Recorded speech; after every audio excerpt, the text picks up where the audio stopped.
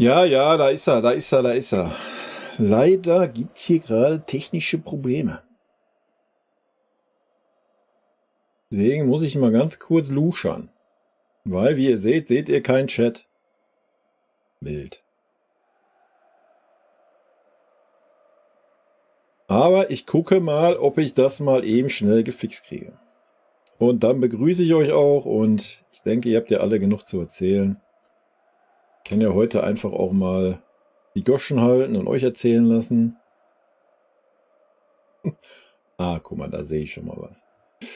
Gut, jetzt muss ich nur noch hier. Kriegen wir alles hin. Macht euch keine Sorgen. Studio-Modus, Chatbox. Ja, so ist das, ne? Eine Woche nicht gestreamt und gleich Error.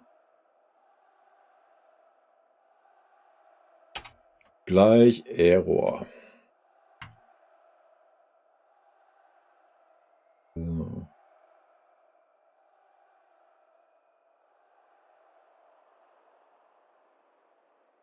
Ich hoffe.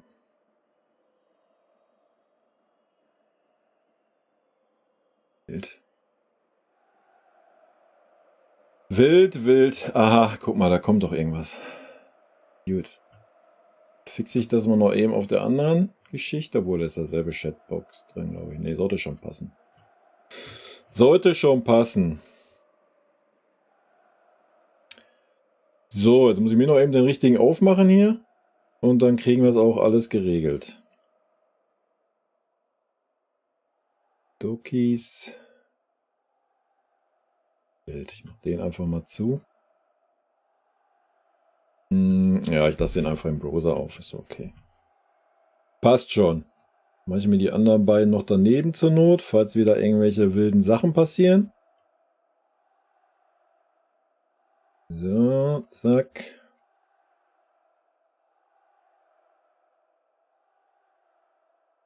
Bin gleich soweit, oder?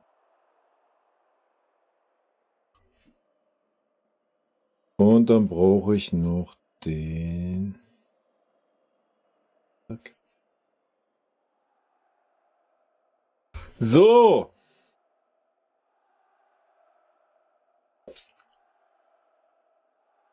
Ach du liebes Füßchen. Erstmal Servus, Hobby, Servus, Tobis Lifestyle, Simon, Prier, Latza, Florian, Hobby haben wir schon gehabt, Max Albert, Martin K., Pennywise, Forget Me, Juhai, Helko, Martin, Mara, Manfredo, Billy the Beast, für dich. Deshan, Mirak, hatten wir, Fladdy, Jan R., Andreas, Gerd Berger natürlich, Andreas Grosch, Dejan, Florian, Emil Hase, Viktor Mehlmann, Michael Hübner, Arthur, Nikeman, Ansolian, Grüße, Servus. Max Albert, Franzi, hatten wir, Ensa, WhatsApp, Daniel, Quatame, aber ich brauche schon eine Stunde, euch alle zu begrüßen, ist ja wild. Mirak, Dream, FCN, Tommy, Viktor Mehlmann, hat man noch nicht, Trudi, Franz, Bot, da ist er. Ich habe vorhin Kommentare gemacht, deswegen erinnere ich mich an den einen oder anderen. Lokin Simone, Dumbo Jumbo, Forget Me, Emil Hase, eFootball Maestro, Mirak, Tom, Fladi hatten wir, glaube ich, schon, Rob, Tab, Fernie natürlich, servus. Tommy, nur zusammen, Doc Pixel, Ciano. Und dazu haben wir dann noch Basti, Cold of Westwind, Valderate, Produce, John Jay natürlich, Sini und die Mara auf Twitch. Servus, so, ich habe euch alle begrüßt. Halleluja, Alter, ich fühle mich gerade wie... Hör mir auf, ey. Ich habe vorhin 3 Stunden Kommentare beantwortet. Das ist aber auch wild. So, jetzt lese ich mal, was ihr so geschrieben habt hier. Wie ist die Stimmung? Den Schock verdaut oder was?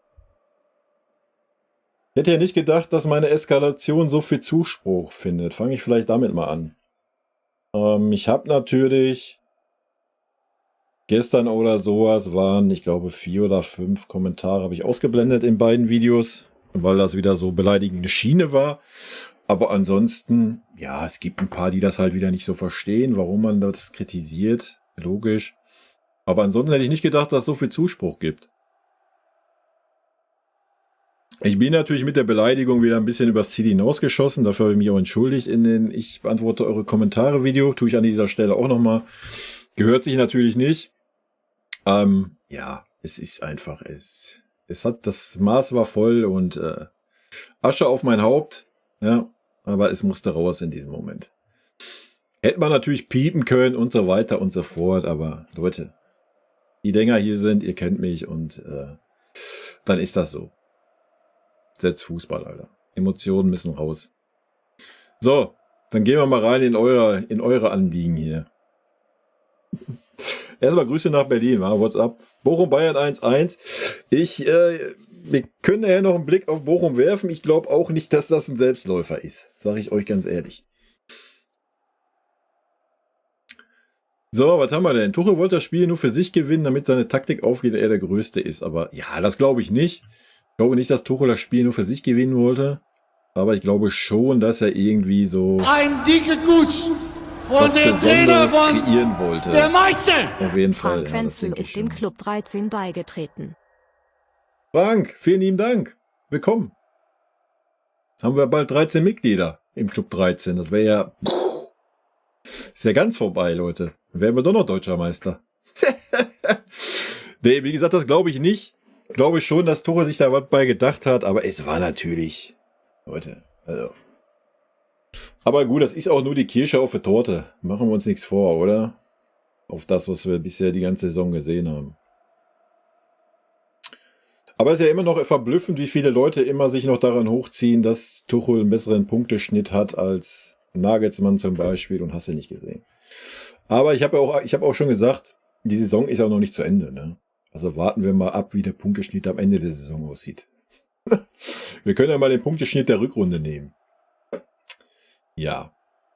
Wild, ne? Ja, Expected Goals Geplapper war ja auch wieder legendär, oder? Ja, eigentlich haben wir zu hoch verloren, weil Leverkusen hatte ja nur Expected Goals Wert von 1, schieß mich tot. War schon wild, ja. Die Liga lacht nur noch über uns.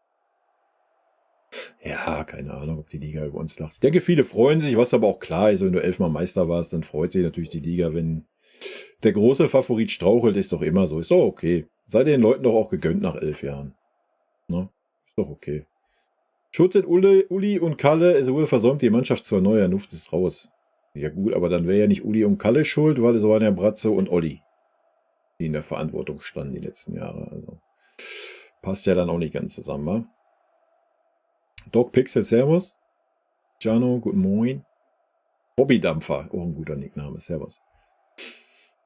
2 Stunden später, ja, ist doch gut. Name aus Leverkusen, Nike. Ja, Servus. Aber schön ist doch mal, dass jetzt auch mal auch die sich als Bayern-Fans betiteln oder auch mal die Leute, die von außen nur auf dem FC Bayern gucken, ist doch schön, dass jetzt alle mal gesehen haben, weil das war ja natürlich ein breites Publikum bei dem Spiel, dass alle mal gesehen haben, wie wir schon die ganze Saison spielen. So, ich habe ja gerade gesehen, Leverkusen sind auch hier, sind ja immer ein paar andere auch hier. Wir spielen die ganze Saison schon diesen Fußball. Ja? Die ganze Saison, wo ihr einen guten Fußball seht, sehen wir die ganze Saison schon diesen Drecksfußball. Also das war ein 1:1 Spiel. Gut, wir haben mal eine Fünferkette gespielt, anstatt eine Viererkette. Das war noch einen Tacken schlechter, die Offensive noch unkreativer. Aber im Großen und Ganzen ist das der Fußball, den wir die ganze Saison übersehen. Also vielleicht versteht man dann, wenn man auch mal ein paar kritischere Bayern-Fans sieht, als nur die, oh ja, wir sind der beste Zweite. Blablabla. Wen interessiert's, Alter? Wen interessiert's auch, ob wir Meister werden oder nicht? Wir wollen vernünftigen Fußball sehen. So, Punkt. Bild, ne? Tuchel ist kein Bayer. Tuchel ist doch Schwabe, oder nicht? Ist er Bayer? Ich habe keine Ahnung. Sagt's mir, Leute. Uwe ist bis immer noch enttäuscht. Ja, kann's auch sein. Ja, na klar, lieben wir den FC Bayern, deswegen sind wir ja dann auch so enttäuscht und deswegen kritisieren wir das ja auch.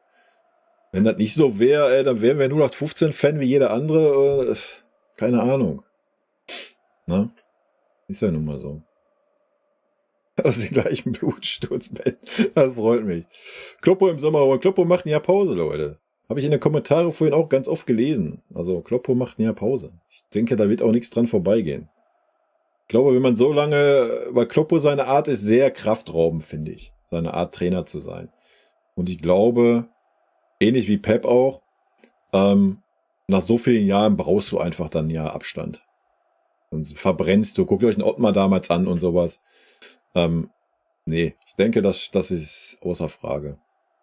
Und wenn man das so hört, was wir aktuell hören, scheint ja unser Verein zufrieden zu sein mit dem Tuchel. Also von daher ist doch alles gut, oder? Ein dicker Kuss von der Trainer von der Meister. EDMUN 5GA Redmund 5 Augustiner. Thomas Lokomotive, danke für deine Visa. Andere Ausstellung hätte auch nichts geholfen. Weiß ich nicht. Ich glaube, mit dem eingespielten System wäre es vielleicht einen Tacken besser gewesen. Ob es das geholfen hätte, keine Ahnung, wissen wir nicht. Ne? Ich weiß es nicht. Aber wenn man das gesehen hat, war das ja eigentlich schon eine Verweigerung für den Trainer. Also es war ja gar nichts. Ja. Man hat ja nie das Gefühl gehabt, so da bäumt sich irgendjemand auf oder irgendjemand. Der Einzige war Dyer. Ja, der war wirklich der Einzige, Alter. Der war der Einzige, wo du gemerkt hast, Alter, dem war das jetzt so wild. Der hat ja versucht, den Harry Kane da vorne irgendwie mit ein, zwei Bälle dann irgendwie mal zu finden. Alle anderen so, ja, okay, mein Gott, fliegen mal 3-0, ich so, also, auch ein neuer, Alter. Der ist unser Kapitän, ey. Entweder muss der jetzt mal endlich mal aus sich rauskommen in so einem Spiel, muss man den Olli geben, ja. Ansonsten gib die Binde ab, Alter. Gib die Binde an irgendeinen Neuen, der da ist, der die Eier hat, da irgendwas dann auch mal zu unternehmen. Weißt du, wir nehmen alles nur noch hin, Alter. Das ist traurig. Es liegt nicht immer nur am Trainer. Ja gut, das habe ich vorhin auch ganz oft gelesen. Da gehe ich auch, bevor ich hier weiterlese, ich werde heute auch nicht alles lesen können. Ich weiß, ihr seid auch am Eskalieren. Da möchte ich direkt mal ein, zwei Sachen zu sagen. Ich bin natürlich voll dabei, habe ich schon gesagt. Gerade so Spieler wie Kimmich, Goretzka, Sané und so weiter, die unterm Flick alles erreicht haben. So, da können wir gerne davon sagen, dass da welche von satt sind und so nicht mehr so das letzte bisschen geben. Ja? Völlig legitim. Klar, ich höre auch immer das Argument, ja, aber Tuchel wollte ja auch ganz andere Spieler haben. Eigentlich will er ja nur mit einer Holding Six spielen und Fünferkette. Das kann er ja nicht. Ist auch so ein tolles Argument. Ja? Alles richtig, könnt ihr alles als Punkte sehen. Aber wenn ich das doch so sehe als Trainer, ja, sagen wir mal, ich denke jetzt so, ach, weißt du was, der Kimmich ist satt oder der Goretzka ist satt. Ach, der Sané ist auch satt. Warum stellt er die dann jedes Spiel wieder auf? Warum? Aus welchem Grund? Oder wie er vor der Saison gesagt hat, Kimmich ist für mich kein Sechser. Warum stellt er ihn die ganze Saison auf für 6 auf? Dann stell ihn doch als rechten Verteidiger hin, wo ist das Problem, wenn du ihn unbedingt aufstellen willst. Hätten wir uns 30 Millionen für einen Boyer sparen können. Ja, warum nicht? So, wer ist denn dann schuld? Ist der Spieler schuld, der immer wieder aufgestellt wird? Oder ist einfach der schuld, der ihn da jedes Mal hinstellt? Gute Frage, wa? Ich denke, eigentlich ist das einleuchtend. Da muss keiner kommen, haut mal nicht immer auf den Tuchel drauf. Ja, auch die Spieler sind Satz und das System und bla und Sülz. Doch, genau das, er ist der Verantwortliche. In deiner Firma, wenn deine Firma pleite geht, bist auch nicht du als Angestellter schuld, oder? Es sei denn, du hast irgendwie Geld hinterzogen oder so. Dann ist dein Chef schuld. So, und Tuchel stellt die Spieler auf. So, Tuchel hat genug andere Alternativen.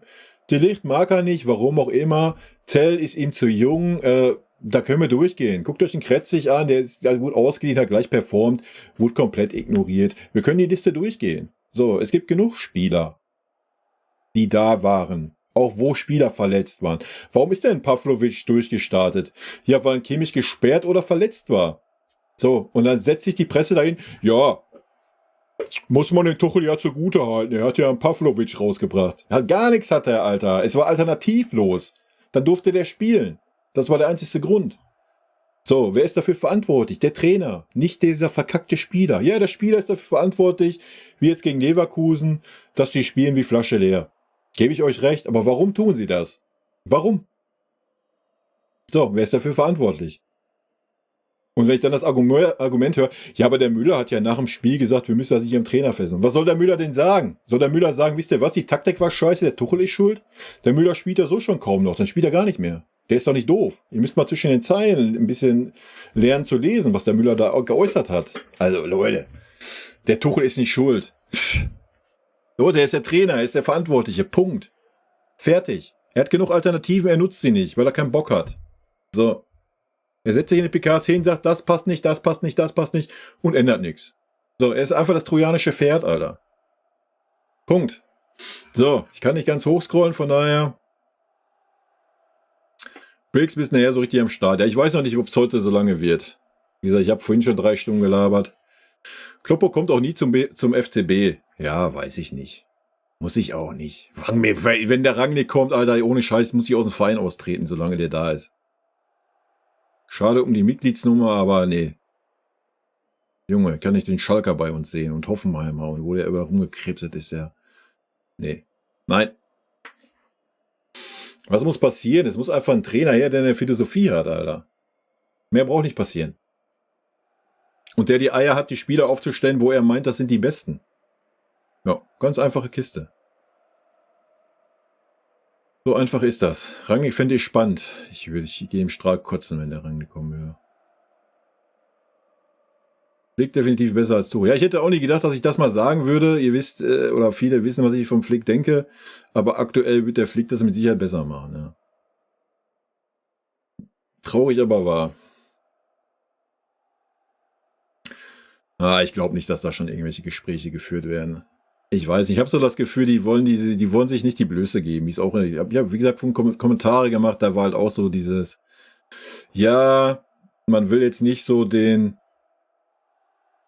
Experten das Recht geben. So, was wäre denn, wenn du jetzt den Tuchel feuerst, Alter? Was wäre denn dann? Hä? Was wäre denn dann los unter den Experten? Ne? Stellt euch das mal vor. Das kannst du doch nicht bringen, Alter. Ich glaube, wir gehen die Saison wird noch hart für uns. Wir gehen die bis zum Ende mit dem Tuchel, glaube ich. Nein, nicht Meister werden, habe ich ja auch gesagt, ist ja auch nicht das Problem. Wie gesagt, es geht nicht um den Titel. Wir haben den auch nicht verdient, wir haben ihn letzte Saison nicht verdient, wenn man sich den Fußball anschaut.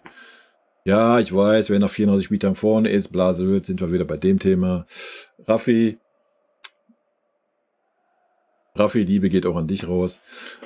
Logisch, aber fußballerisch haben wir es nicht verdient. Also wir haben es auch nicht verdient, gerade auf dem 2. Platz zu stehen, wenn wir ehrlich sind. Also, aber ja, Fußball ist ein Ergebnissport. Klar, Sülz, weiß ich alles. Alles ist gut. Na, ist halt wild. Ja, Kane hat den Fluch mitgebracht, aber da kann der Kane ja auch nichts für, dass der Tuchel gerade Trainer ist, Alter. Das ist ja auch noch immer das Argument, ne? Können wir auch noch kurz drauf eingehen. Ja, guckt euch mal den Punkteschnitt an. Die beste Angriff. FC Bayern! Haben wir gesehen am Wochenende. Und deswegen sind wir Meister! Ach, war das eine schöne Zeit. Die beste Angriff. FC Bayern! Und deswegen sind wir Meister! So sieht's aus, Leute. Nee, was ich sagen wollte, weil es ja immer so verglichen wird jetzt. So Tuchel, Nagelsmann, weil er so der letzte Trainer war. Man darf allerdings nicht vergessen, wegen Punkteschnitt, Tuchel hat einen Harry Kane. Ich glaube, wäre ein Harry Kane unter Nagelsmann da gewesen, Alto Belli. Ja? Nimmt mal die Tore weg von Harry Kane, die ja zu 80% wirklich teilweise aus dem Nichts kam. Ja? Also, wild. Mourinho soll Interesse haben, ja, klar. Noch so ein Verfechter des Nicht-Fußballs. Jose. Ich meine, ich mag so seine arrogante Art und Weise und so, das mag ich schon. Aber ob das fußballerisch passt, weiß ich auch nicht, ey. Das ist, glaube ich, derselbe Krux. Vielleicht mit ein bisschen mehr Disziplin als wie unter Tuchel, aber weiß ich nicht. Ja, Alonso wäre gut. Na klar wäre Alonso gut. Jeder Trainer mit einer Philosophie ist gut. Du brauchst einfach eine Philosophie, Alter. Haben wir doch immer gehabt. Wir haben doch immer eine Philosophie gehabt, wie wir spielen. Wir spielen doch schon immer gegen Mannschaften, die sich hinten reinstellen. Doch seit Jahren. Mal mehr, mal weniger. Mal haben die Mannschaften ein bisschen mehr Respekt vor uns, mal ein bisschen weniger. So, aber du hast doch immer diese Sache. Und unter Tuchel gibt es einfach, nein. Er hat einfach keine Idee, was er machen soll. Ja. Hoffe, Alter, dann muss ich hochscrollen, warte. Hoffe sehr, es geht dir besser, konnte ich noch lesen. Aber hier ist gerade so viel Alarm.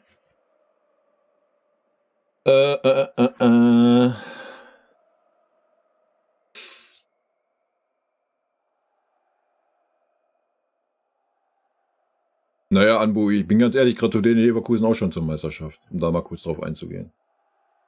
Also der Zug ist abgefahren. Ich habe es ja gesagt in dem Video, seitdem wir wechseln den Trainer. Auf welcher Grundlage willst du jetzt noch sagen, dass wir um die deutsche Meisterschaft spielen? So, wir haben in der Hinrunde ganz, ganz viele Siege mit Glück geholt, weil Harry Kane oder vor allen Dingen auch Leroy Sané in Hochform waren. So, da sind sie aktuell nicht. Beziehungsweise ein Harry Kane hängt mega in der Luft. Kriegt keine Bälle von Leroy oder Jamal, die verdribbeln alles, setzen sich nicht durch. Meinst du wirklich, wir müssten den Schalter ja umlegen, nach 11 Monaten Tuchel? Also nochmal, wir haben unter Tuchel seit 11 Monaten keine Entwicklung gesehen. Oder wenn eine Entwicklung, dann ins Negative. Auf welchen Argument will man jetzt sagen, wir spielen noch um die deutsche Meisterschaft, Alter? Ja, da klar kann Leverkusen noch 3-4 Spiele verlieren. Aber selbst wenn das passiert, werden wir kein Meister. Das heißt ja, es würde bedeuten, wir müssten erstmal die Spiele gewinnen, alle. Leute, ganz ehrlich, wenn nichts mehr geht gegen den FC Bayern, stell dich mit 11 Spielern hinten rein. Man hat es doch gesehen, Leverkusen. Leverkusen war zum Schluss stehen K.O., Alter. Die standen nur noch hinten drin. Wir haben trotzdem nicht geschafft, eine Torchance zu erspielen. Wir haben es nicht geschafft, eine Torchance zu erspielen. Über 95 Minuten.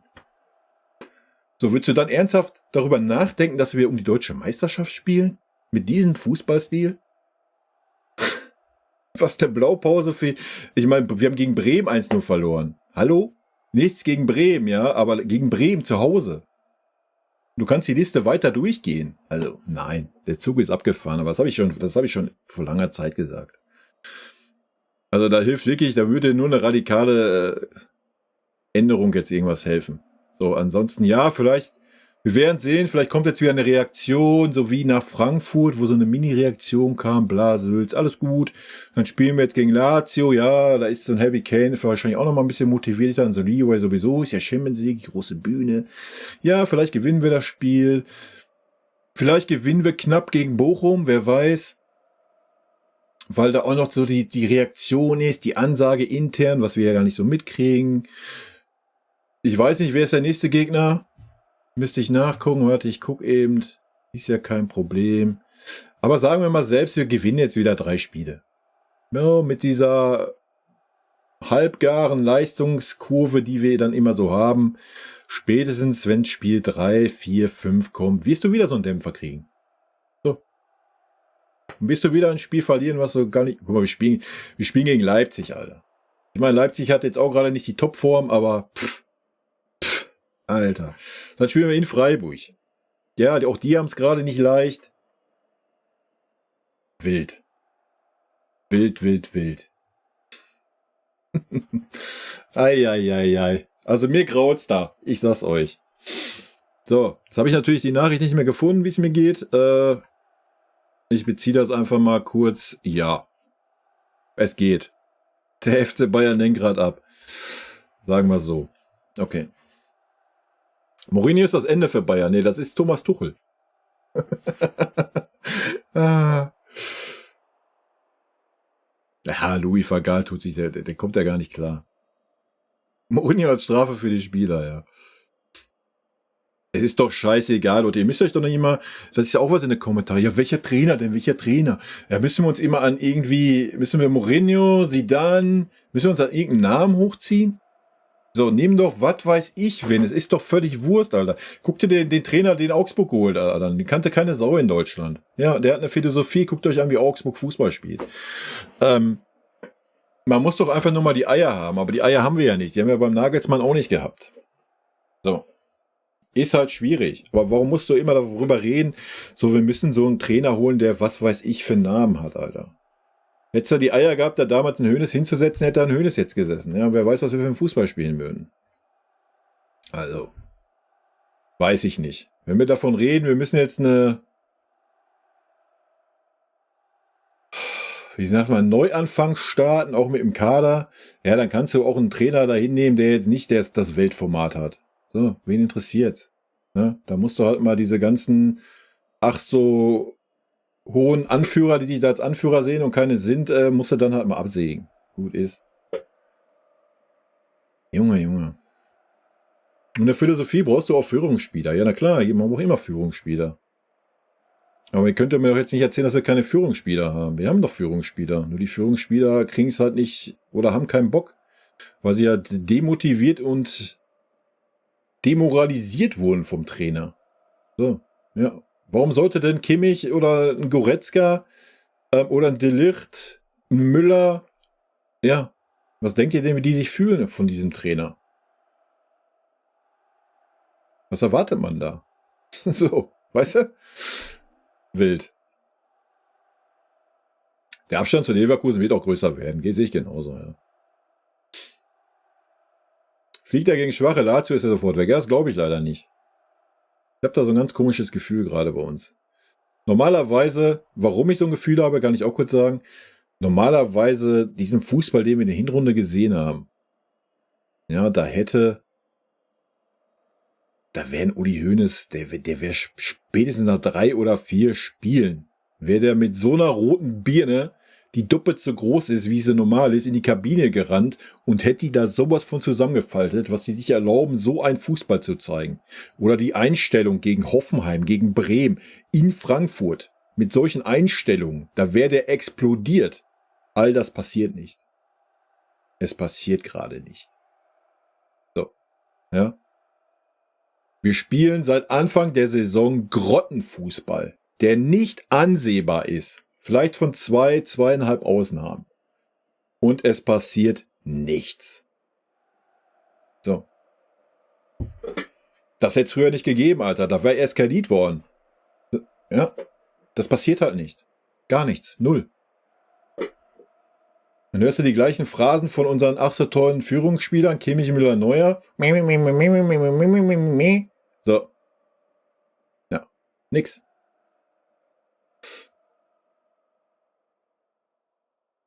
Ganz wild. Bayern braucht unbedingt jemand, der gut Deutsch spricht. Ach, wo brauchen wir? Wie viele deutsche Spieler haben wir denn noch? Ja, wild, oder? Müller hat gesagt, wir sind verkopft, zu kompliziert. Ja, warum sind wir das? Wer ist denn dafür verantwortlich? Der Müller? So, wer ist denn dafür verantwortlich? Gibt nur einen, der dafür verantwortlich ist. Und das ist Thomas Tuchel, Alter. Frank Wenzel, vielen lieben Dank für dein Euro, sag ich mal. Nee, wir gehören auch nicht auf den 2. Tabellenplatz. Das ist ein Witz, dass wir da stehen. Das ist genauso der Witz, wie wir letztes Jahr Meister geworden sind. Sonntag sind wir bei Freunden in Bochum, da gewinnen wir immer. Ich kann mich daran erinnern, dass wir da letztens, was war das? Was das Allerwichtigste ist, weil wir wissen, dass er ein guter Kerl ist. Ganz genau. Guck dir mal die Statistik an. Also ich glaube, war es letzte Saison oder davor, haben wir sehr klar in Bochum verloren. Nur mal so nebenbei. Hab Bayern noch nie seit 2 Jahren so extrem mies gesehen. Das ist schon schwach gerade. Die spielen viel zu langsam. Ja, und dann nimmst du doch den einzigen Spieler raus, der gegen Gladbach das Spiel ein bisschen schnell gemacht hat mit Thomas Müller. Ja, der hat zweimal den Ball direkt gespielt, reingesteckt. So, bei uns gibt es auch kein Direktspiel. Wenn Sané den Ball hat, dann kriegt er den Ball rechts außen. Was macht ein Sané? Ja, ich laufe jetzt erstmal einmal rum in die Mitte rein. Um den Ball entweder zu verlieren oder den Ball über 2 Meter zum Nebenmann zu spielen. Musiala brauchen wir gar nicht erst anfangen. Auf der linken Seite. Der kriegt den Ball, sieht, 5 Leute, easy. Psst, dribbel ich alle weg? Ja, Ball ist weg, ist doch klar. So, das ist unser Spiel vorne. Und Harry Kane steht vorne. Ja. Dann lässt er sich wieder fallen bis auf die Mittellinie. Dann ist gar keine Strafraumbesetzung mehr. Hör mir auf, Alter. Es ist ein Graus, sich anzugucken. Lothar Matthäus als Trainer. Ja, da der Lothar nie mehr, noch nicht mal als Greenkeeper bei uns werden wird, laut Uli Hoeneß ist das ein Ding der Unmöglichkeit. Nee, ganz wild. Also, wie gesagt, wir haben ja keinen schnellen Fußball. Und dann nimmst du den Müller noch raus, weißt du, der wenigstens gegen Gladbach gezeigt hat, dass er noch super wichtig ist. Ja, dann nimmst du den noch raus. In so einem Spiel. Also, beim besten Willen, ey. Didi Hamann als Trainer, Lothar als Co-Trainer. Ja, das wird schon gar nicht geben, wenn dann wäre der Lothar der Chef. Was macht Klose eigentlich? Ja, hör mir auf mit dem Klose, Alter. Hast du das Interview gelesen vom Klose, was der gesagt hat? Junge, Alter, der kann Co-Trainer vom Tuchel machen. Der geht ja voll steil mit dem Tuchel. Leck meinen Arsch, Alter. Ja, aber das ist das ja. Wenn du mal einen Trainer machen lassen würdest, auch einen jungen Trainer, dann sagt man immer, ja, und wenn wir dann 2 Jahre keinen Titel holen. Aber mit der Qualität, die im Kader ist, wirst du zwangsläufig irgendeinen Titel holen. Ja, das ist ja nicht, dass wir davon reden, wir haben jetzt keine Qualität mehr im Kader, deswegen musst du erstmal, wie jetzt in Leverkusen, so ein Alonso muss erstmal 1,5 Jahre da die Mannschaft aufbauen. Nee, das hast du ja gar nicht. Du hast ja alles da, was du brauchst. Du brauchst halt einen Trainer, der zu den Spielern passt, Alter. Punkt. Ja, Tuchel ist so defensiv für Bayern. Tuchel ist ja auch kein... Wir haben doch immer eine Philosophie gehabt. Ob das unter Pep jetzt war, mit in Schönheit sterben, den Ball aus 1 Meter über Linie schieben, ob es unter Nagelsmann war, super hohes Pressing, ob es unter Jupp war, der so eine Mischi war aus allem, oder auch unter Flick, der so hat so die Mannschaft so machen lassen, so in der Art. Aber du hast immer eine Strategie gehabt. Du wusstest immer, du schaltest jetzt ein Bayern-Spiel an, du weißt, was dich erwartet. So, das weißt du jetzt auch, aber es ist zum Kotzen. Ja, du weißt, wir spielen Ballbesitz, bis der Ball irgendwann bei Leroy oder Musiala ist und der Ball ist weg. So, das ist unsere aktuelle Spielweise. Ist doch wild, oder? Hast du deine Haare unter Tuchel oder Klinsmann verloren? Unter, wie hieß er? Ribbeck. Da habe ich die verloren. Wieso spielst du 5er-Kette gegen Leverkusen? Ja, aus Angst oder was? Ich weiß es nicht. Kannst ja auch nicht erklären. Wie gesagt, ich bin ja auch ein Freund dieser 3er-5er-Kette. Das war unter Nagelsmann auch richtig gut. Aber, wenn ich das mache, Punkt 1, gewagt gegen Leverkusen, aber okay. Kann ich noch verstehen irgendwo. Aber dann bringe ich doch nicht einen Min-Jae Kim, Alter, der einen Tag wieder da ist und mit dem Eric Dyer noch nie kommuniziert hat, und Upamecano, der aus einer Verletzung kommt und sagt, argumentiere, ja, das hat er gegen Dortmund auch gut gemacht, das reicht schon gegen Leverkusen. Aus welchem Zwang, Alter? Wir standen gegen Gladbach super gut in der 4er-Kette. Das hat super geklappt, der Dyer hat das im Griff gehabt. Ja, sie waren auf einem guten Weg. Warum änderst du das gegen Leverkusen komplett? Es konnte nur in die Hose gehen. Es konnte nur in die Hose gehen. Ich weiß nicht, warum man Spielern so in die Fresse haut, wie es ein Tuchel macht bei uns, und andere Spieler so in den Arsch bläst, wie es ein Tuchel auch macht. Ja, nochmal, Min-Jae Kim ist gerade am Tag davor gelandet, Alter. Spiel, fertig. Von der Trainer von Genau. der Meister. Thomas, Die Lokomotive Tutur giftet kann ich mal Laberpause machen? Vielen lieben Dank. 10 verschenkte Abos. Du Grüne. Ein dicker Kuss von der Trainer von der Meister. Dann gibt's jetzt 10 Küsse. Lokomotive Tutur giftet et hier 1 Sub du Kinkali unterstrich. Ein dicker Kuss von der Trainer von der Meister. Thomas die Vorsika. Lokomotive Tutur giftet et hier 1 Sub tu noi Tonitex. Ein dicker Kuss Ja, wir haben, von der Trainer von der Meister. Thomas die Lokomotive Tutur giftet et hier 1 Sub tu See Senator TV. Ein dicker Kuss von der Trainer von der Meister. Thomas die Lokomotive Tutur giftet et hier 1 Sub tu Basti unterstrich FC Bayern unterstrich 1900. Ein dicker Kuss Ach, von der Leute. Trainer von der Meister. Thomas die Lokomotive Tutur giftet et hier 1 Sub tu Baus in the House. Ein dicker Kuss von der Trainer von der Meister. Thomas die Lokomotive. Ja, der Tutur Louis, der giftet verteilt noch die 1 Bussis Sub hier. tu Koldorf Westwind. Ein dicker Kuss von der Trainer von der Meister. Thomas die Lokomotive Tutur giftet et hier 1 Sub tu Balbog Finger. Ein dicker Kuss Der war auch gut. von der Den muss ich Trainer mir von merken. der Meister. So, wie viel haben wir denn noch? Wo sind wir denn? Tutut giftet it hier 1 Sub to Heelmeisterin. Ein dicker Kuss von der Trainer von der Meister. Thomas die Lokomotive Tutut giftet it hier 1 Sub du FCB Klaus. Okay, die Heilmeisterin wird nicht mehr gesagt. Dann hat Thomas die Lokomotive Tutut noch an Heelmeisterin verschenkt. Thomas, vielen lieben Dank für deine 10 versenkten, ja. Verschenkten Subs. So, was habe ich gerade gelesen hier? Siehst, jetzt habe ich schon wieder vergessen, ey. Ach nee, hier ist Stanisic hätte in Tuchels Welt nicht gespielt. Ja, ganz genau, deswegen wurde er ja auch verliehen nach Leverkusen. Wild, oder? Das war natürlich noch die Krone auf dem Ganzen. Ja? Dass Stani erstens das Tor gemacht hat, aber auch zweitens noch ein super Spiel gemacht hat. Und er hat ja noch fast den nächsten Treffer vorbereitet mit seinem Lauf durch die halbe Bayern-Mannschaft, Alter. Lächerlich, oder? Magath muss kommen, Medizinbälle. Ja. Ja, aber es ist halt alles wild so, weißt du? Tuchel sagt auf der einen Seite, so, er wird keine Führungsspieler, bla Sülz, und demontiert dann Spieler wie De Ligt. Alter, wo ist der Sinn? Ich sehe den Grund einfach nicht. Ich verstehe den Grund nicht. Wo ist denn De Ligt jetzt super schlechter als Minjay? Als Upa? Ja, Upa war super konstant bisher. Ja, gehe ich mit. Aber Minjay, Alter? Ich habe noch nie von Innenverteidiger so viel Fehlpässe gesehen wie von ihm bisher. Soll gar kein Vorwurf sein, ist noch gar nicht lange bei uns. Muss ich erstmal eingewöhnen und sowas. Alles gut. Ne? Aber, Alter, der kommt aus der Asienreise wieder. Ja, bäm, rein. Du bist mein Spieler, dich will ich. Dich will ich gar nicht. Du durftest nur spielen, weil keiner da war. Setz dich auf die Bank. So, Alter. Wie willst du einen Spieler noch mehr demütigen? Ja, ich meine, wir können beim Tell gleich weitermachen. Beim Pavlovic können wir auch weitermachen. Ja, er wurde ja jetzt gezwungen dazu, ihn aufzustellen. Also, ganz, ganz wild, ey.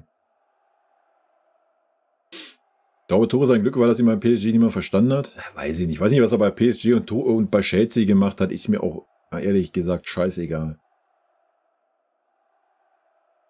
Sören Derby, ja. Sonntag in Bochum wird sehr, sehr unangenehm, ja.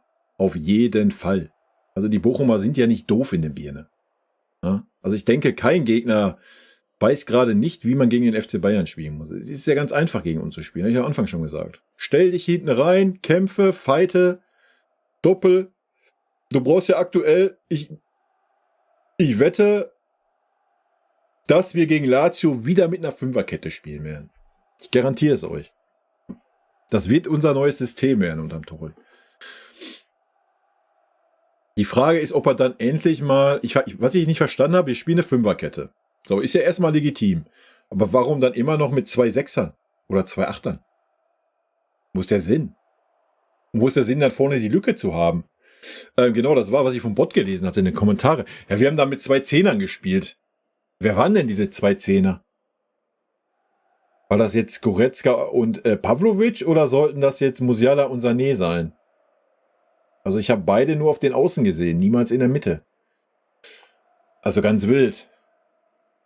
So, und wenn der Goretzka dann den Ball hatte oder wer auch immer, der war die ärmste Sau, weil er absolut keine Anspielstation hatte, außer den Ball nach hinten zu spielen. Also wenn du mit einer Fünferkette spielst, ich denke, wir haben gesehen, dass so ein Bouillet maßlos überfordert war als ein offensiven Linksaußen. Ja, und Mazraoui auf der anderen Seite dasselbe. Dann nehmen die raus. Dann spiel ohne Außenverteidiger, stell da Schienenspieler hin, stell dann Tell hin. Ja, der flitzt wie was weiß ich was. Okay, kann ich da noch nachvollziehen. Ja?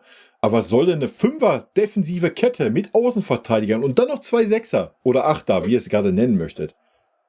Habe ich nicht verstanden, Alter. Wir haben 3 offensive Spieler auf dem Feld gehabt. Musiala, Sané, Kane. Das war alles.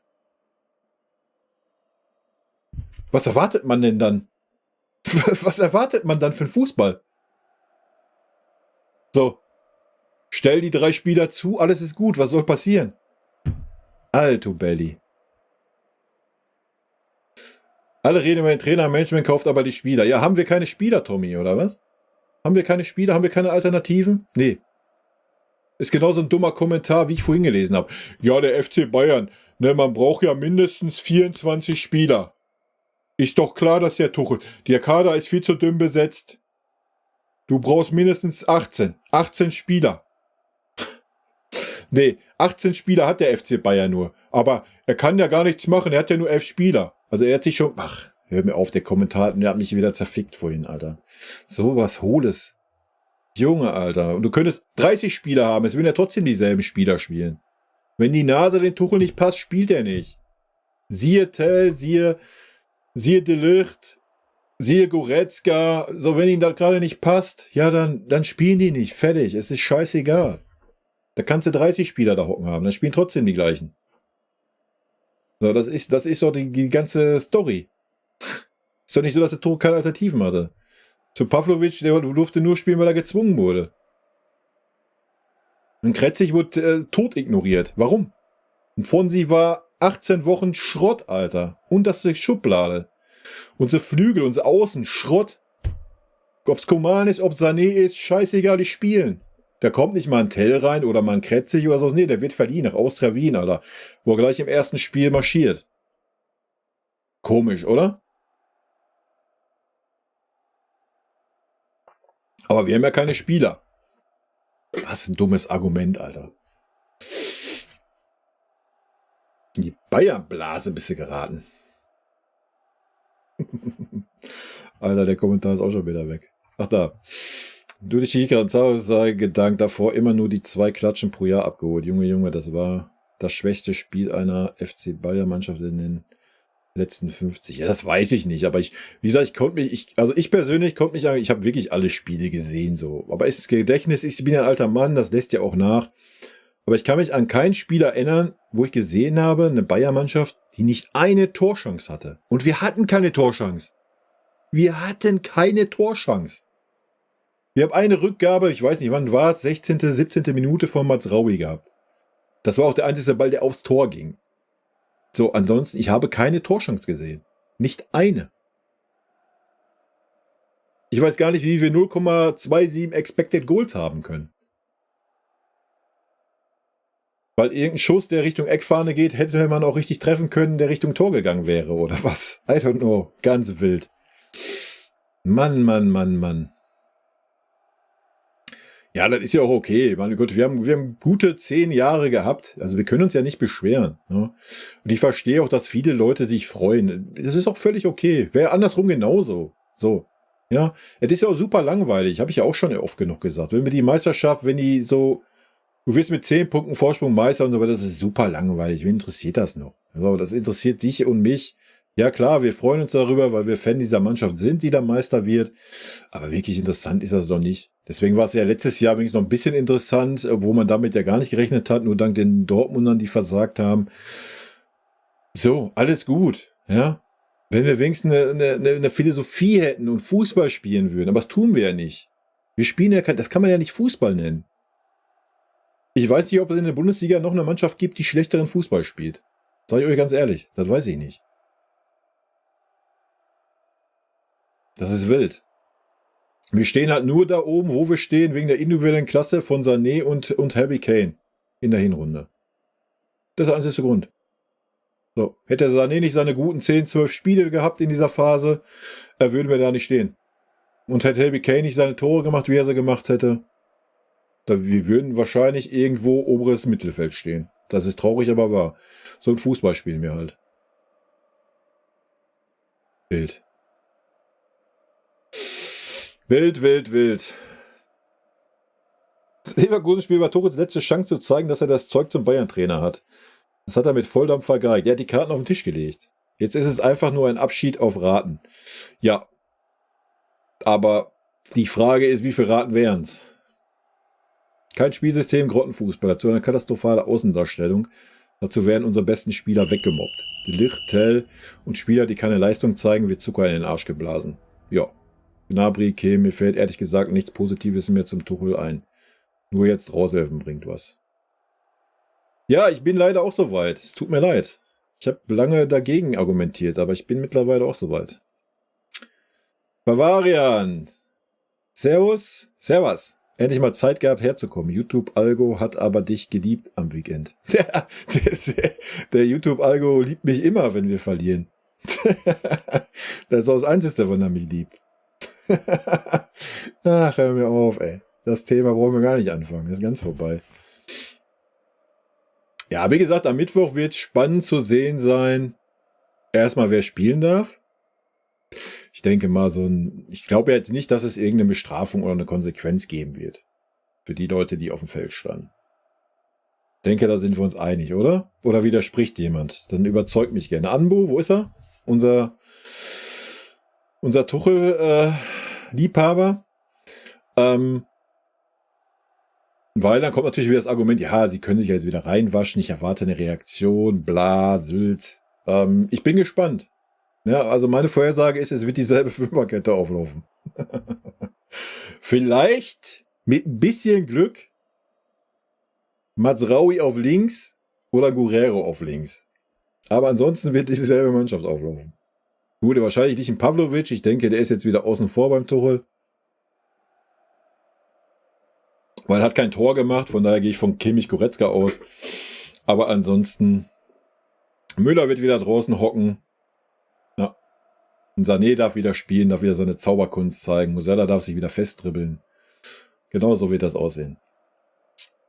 Alles andere wäre natürlich eine Überraschung für mich jetzt. Ich weiß nicht, wie es euch geht. Schreibt es mir gerne. Ja, wild. Und dann bin ich sehr gespannt. Ich weiß nicht, wie weit Lazio sich vorbereitet, aber ich denke mal, erstens haben die nichts zu verlieren. Die haben nur zu gewinnen. Und ich denke, denen nimmt es auch keiner krumm, wenn die sich im Heimspiel hinten reinstellen und auf Konter gehen. So. Und wie wir gesehen haben, müde Leverkusen haben sich einfach hinten reingestellt. Und wir haben es nicht geschafft, eine Torchance zu kreieren. Also jeder, der sagt, ja, Lazio wird ein Selbstläufer. Nochmal, wir haben gegen Bremen zu Hause 1-0 verloren. Also bei uns ist aktuell nichts möglich und nichts unmöglich. Also da müsste jetzt echt schon, ich weiß nicht, das ist das 10. Mal die Saison, dass ich hier sitze und sage, Leute, jetzt muss der Tuchel das geschnallt haben, jetzt muss endlich eine Ansage kommen und da muss das und das passieren. Und es passiert ja nichts. Ja. Zwischendurch hat Tuchel ja so einen Moment, dann hockt er sich in so einer PK hin, dann erzählt er auch, ja, das ist scheiße, das und das. Dann sage ich immer, ey, geh voll mit dem Tuchel. Sehe ich ganz genauso. Aber dann passiert nichts. Da wird nichts geändert. Er sagt selber, aber es passiert nichts. Er sagt selber, was falsch läuft und zieht den Stiefel trotzdem durch. Also keine Ahnung. Das kannst du doch nicht mehr, da kann mir doch jetzt, wo sind noch die Argumente zu sagen, es liegt nicht am Trainer? Die Spieler sind schuld. Ja, na klar, die Spieler sind schuld, dass sie aufgestellt werden. Alto Belli. Naja, welche Fehltransfers hat denn die jetzige Führung gemacht?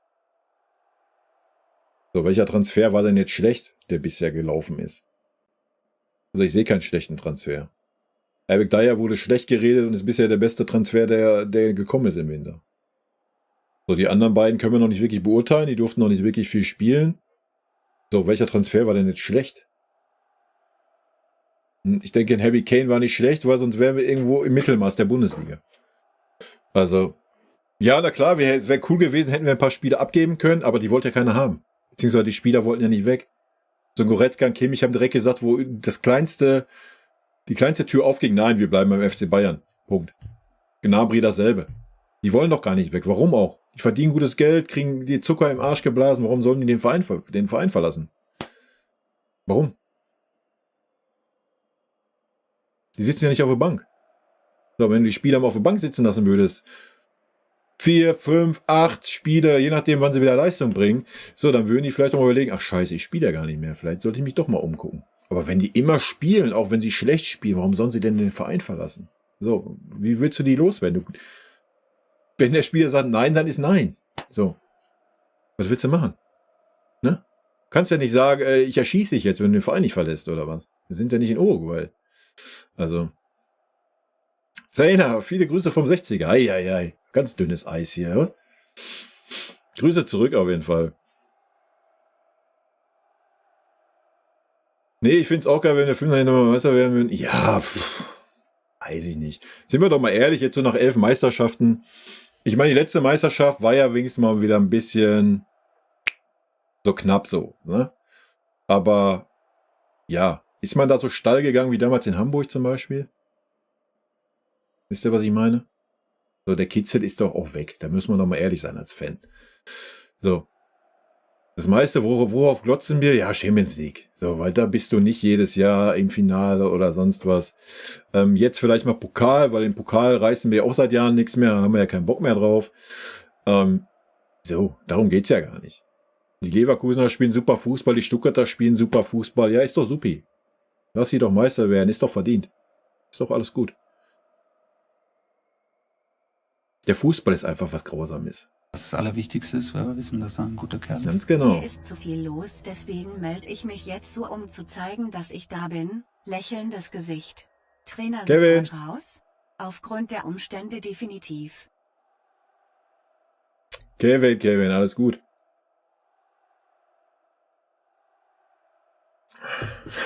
Zu viel los. Trainer sofort raus, aufgrund der Umstände definitiv. Danke für die 100 Bitties auf jeden Fall, Kevin. Ja, ich weiß, ich hätte den Stream ja auch kurz halten können. Wir können uns ja hier hinsetzen und sagen, Tuchel raus. Wir hatten alle mal kurz ein Schild hoch. Dann gehen ja 80% wahrscheinlich mit. Ja, aber keine Ahnung. Bei mir ist das Maß einfach voll mittlerweile. Ich wollte mich gar nicht aufregen. Ich habe das Spiel echt in Ruhe geguckt gegen Leverkusen. Ich habe mich absolut nicht aufgeregt, weil das hat das Spiel ja auch nicht hergegeben. Du hast ja in keiner Phase das Gefühl gehabt, dass du sagst, boah, Alter, jetzt noch mal ein Tor und wir sind wieder voll da. So. Ja, wir hatten mal so eine ganz Mini-Phase, so 5-6 Minuten, zweite Halbzeit nach dem Wechsel, wo Müller reinkam und sowas. Aber selbst da hast du ja nie das Gefühl gehabt, so, boah, wenn wir jetzt noch ein Tor machen, ne, dann machen wir noch ein zweites. Mit ein bisschen Glück noch das dritte. Nee, da hättest du eher das Gefühl gehabt, ach, du weißt ja was, Leverkusen gibt noch mal Gas und dann ist es 3-1, 4-1. So ein Ding war das. Ne? Ich war komplett ruhig, habe mich gar nicht gestört. So, dann gehe ich runter, machte die Aufnahme an. Alter, dann ist mir das alles in den Kopf geschossen und ich konnte nicht anders, als mich aufzuregen. Und dann die PK hat mir den Rest gegeben. Was der da für ein Dünnschiss geredet. Der erste Satz, wo der reinkommt in die PK. Ja, Leute, also die Expected Goals Wert von Bayer Leverkusen war ja nur 1, was weiß ich. Der Sieg war einfach zu hoch. Ja? Und wir haben es ja geschafft, dass Leverkusen nicht so ihren Kombinationsfußball, ihren Ballbesitz ausspielen konnte.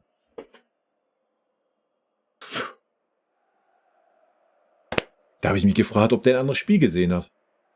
Dann kriegt er die Frage, ja, haben Sie das denn auch so gesehen? Oder warum konnten Sie den Harry Kane nicht ins Spiel einbinden? Ja, das weiß ich auch nicht. Da muss ich erstmal das Spiel analysieren, das muss ich mir erstmal anschauen. Das sagt der Trainer, der draußen sitzt, der dafür verantwortlich ist, dass diese Mannschaft Fußball spielt. Beweisführung abgeschlossen. Da soll mir noch mal jemand sagen, es ist nicht Tuchels Schuld, Alter. Er setzt sich dahin und sagt, weiß ich nicht, ich muss mir das Spiel erst angucken, um zu analysieren, warum Harry Kane nicht eingebunden war. Ja, wie soll man denn dann verlangen von diesem Menschen, dass der innerhalb dieser 90 Minuten oder in der scheiß Halbzeitpause es hinkriegt zu sagen, Männer, ihr müsst jetzt aber mal das und das und das ändern, damit wir Harry Kane mal eingebunden kriegen. Wie soll das funktionieren? Der muss erstmal das Spiel dreimal sich angucken und das analysieren. Mit seinen Videoassistenten, dann bereitet er dann ein Video vor. Alter, da fällt dir doch ein Ei aus der Hose. So, was soll man da verlangen? Da wundern wir uns, dass er nach 45 Minuten mit derselben Scheiße auch wieder rauskommt und nichts geändert ist. Und dann sagt er noch in der PK, ich hatte nicht das Gefühl, dass es notwendig ist, was zu ändern. Und dann sind Leute hier und in den Kommentaren, die sagen, es ist nicht Tuchels Schuld. Die Spieler sind schuld. Okay, schon wieder Puls, Leute. Ehre Gaming. Wen würdest du holen statt Tuchel? Wie Gerüchte, dass Mourinho nach München geht, wenn Tuchel geht. Ich habe es gerade schon gesagt, es ist mir Wurst. Ja, du brauchst einfach einen Trainer mit einer Philosophie. Und das muss ein Trainer sein, der eine Philosophie hat, die zum FC Bayern passt. Zum FC Bayern passt eine offensive Philosophie. Punkt. Such dir einen aus. Nehm einen aus der 2. belgischen Liga. Ist mir scheißegal. Einfach einen, der eine Philosophie hat und der die Eier hat zu sagen, ich stelle hier nicht nach Nase, nicht nach Namen, sondern nach Leistung und auf der richtigen Position auf, wo der Spieler am stärksten ist. Und alles wird gut beim FC Bayern. Ach, Sané. Fangen wir nicht mit dem Sané an, Alter. Ich hab den Sané ja noch wirklich auch lange in Schutz genommen. Ja, auch Hinrunde war ja echt okay und so weiter. Und trotzdem, ich kann mich jetzt hier hinsetzen und kann sagen, habe ich euch doch gesagt. Ja, so wie viele andere hier auch. Dass genau das passiert. Sané hat seine guten 10, 12, 13 Spiele gemacht in der Hinrunde und das war's. Fertig. Punkt. Kannst du auswechseln. Kannst du jetzt auf die Bank setzen bis nächste Saison. So, dann kommt er wieder, macht seine 10, 12, 13, wenn es mal richtig gut läuft, 15 guten Spiele und dann kannst du den wieder nach draußen setzen bis zur nächsten Saison. So, das ist Leroy Sané. Das ist dasselbe wie Serge Gnabry. Dafür sind die gut. Ja, Punkt. Feierabend. Ja, es ist ein bisschen besser. Er lässt sich nicht mehr so hängen. Er arbeitet auch mal ein bisschen mit nach hinten. Dass man ihn jetzt da das Tor da ankreiden will beim Einwurf, fand ich super lächerlich. Ja, na klar ist er da nicht richtig hingegangen, aber die ganze Viererkette stand da, hat sich noch gefeiert für die Szene, die 10 Sekunden vorher war, dass sie den Ball geklärt haben, gefühlt. Das brauchst du Leroy nicht anheften, ja. Also es ist schon besser, dass er sich nicht so hängen lässt, ein bisschen mehr nach hinten arbeitet, aber nach vorne ist eingestellt. Ist eingestellt, ist abgefahren der Zug. Punkt. Hier. Kannst du auf die Bank setzen jetzt, ist gut. Kannst du nächste Saison ihn wieder aufstellen. Wer hätte das gedacht, oder? Wer hätte das gedacht? Das Allerwichtigste ist, weil wir wissen, dass er ein guter Kerl ist. Ganz genau. Mich nochmal. Also ich bin froh, meinen Fernseher heile gelassen zu haben. Ich bin an dem Abend komplett eskaliert. Muss War mal eben ein als Teebeutel super raus. Geburtstagsgeschenk für mich der Abend. Sana ist bei mir unten durch. Kevin, nochmal danke für die 100 Bittis. Meld mich nochmal, ich bin froh, meinen Fernseher heile gelassen zu haben. Guck mal, da war ich ganz ruhig, habe ich ja gerade erzählt. Ich bin an dem Abend komplett eskaliert, war ein super Geburtstagsgeschenk für mich, der Abend. Hast du Geburtstag gehabt, oder was? Alles Gute nachträglich auf jeden Fall. Sané ist bei mir unten durch. Warum? Das ist doch der normale Leistungsstand vom Leroy. Gnabry ist immer noch verletzt, ja, der braucht auch noch ein bisschen. Ja, die haben sich überzeugt, dass es da nicht abzugeben haben für einen aus der türkischen Liga für 30 Millionen geholt. Das ist amateurhaft. Ja, ist es auch, Nico. Vollkommen richtig. Komplett amateurhaft. Lächerlich. Aber gut, wenn der Trainer sagt, ich will den Spieler nicht, was willst du machen? Weißt du?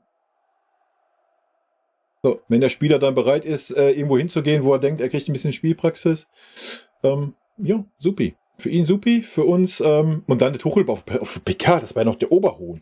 Ja, also in England ist das ja Gesetz festgeschrieben, dass ein Leihspieler nicht nicht aus dem Verein spielen darf, von dem er ausgeliehen ist. Alter, was ist er denn für ein Weichei, Alter? Er wollte den Spieler nicht haben, schickt ihn weg und kriegt dann von dem Spieler die Faust ins Gesicht, weil er ihm mal zeigt, was es heißt, Leistung zu bringen. Und dann wieder so, ja, in England ist das. Dann verpiss dich doch wieder nach England, Alter. Bitte, lass irgendein Club kommen, der in England ist und einen Trainer haben möchte. Bitte. Ihr braucht keine Ablöse zahlen. Wir geben euch noch 10 Millionen. Nehmt ihn mit, Alter. Allein diese Scheiße, da hast du doch schon gesehen, dass er sich null mit dem Verein identifiziert. Ja, ich will den Spieler aus England, ich will den Spieler aus England, ich will den Spieler aus England, ich will den Spieler aus England. Der Meister! Junge, dann geh doch wieder nach England. Was willst du dann bei uns? Boah. Junge, ey. Valderada, danke für dein Primey. Junge, ey. Versteh das nicht. Dann könnten wir jetzt noch mit den Transfers anfangen. Das war ja noch ein Thema für den letzten Stream eigentlich. Weil ich ja gesagt habe, so die Transfers sind keine Tuchel-Transfers. Da bleibe ich auch bei. Wild.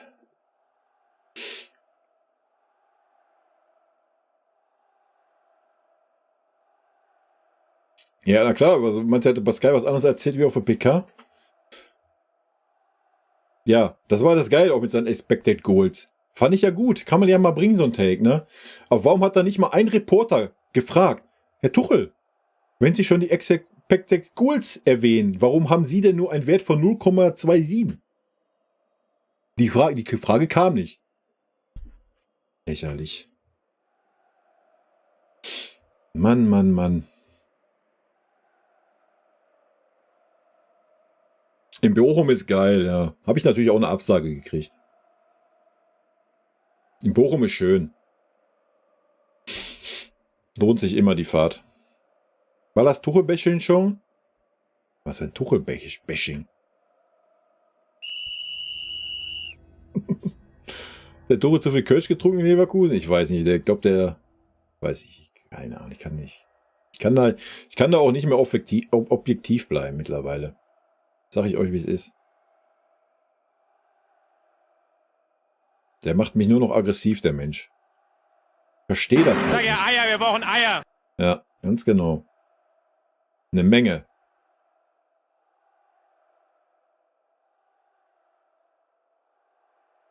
Ja, na klar hat Alonso nach 10 Minuten gecheckt, was los ist.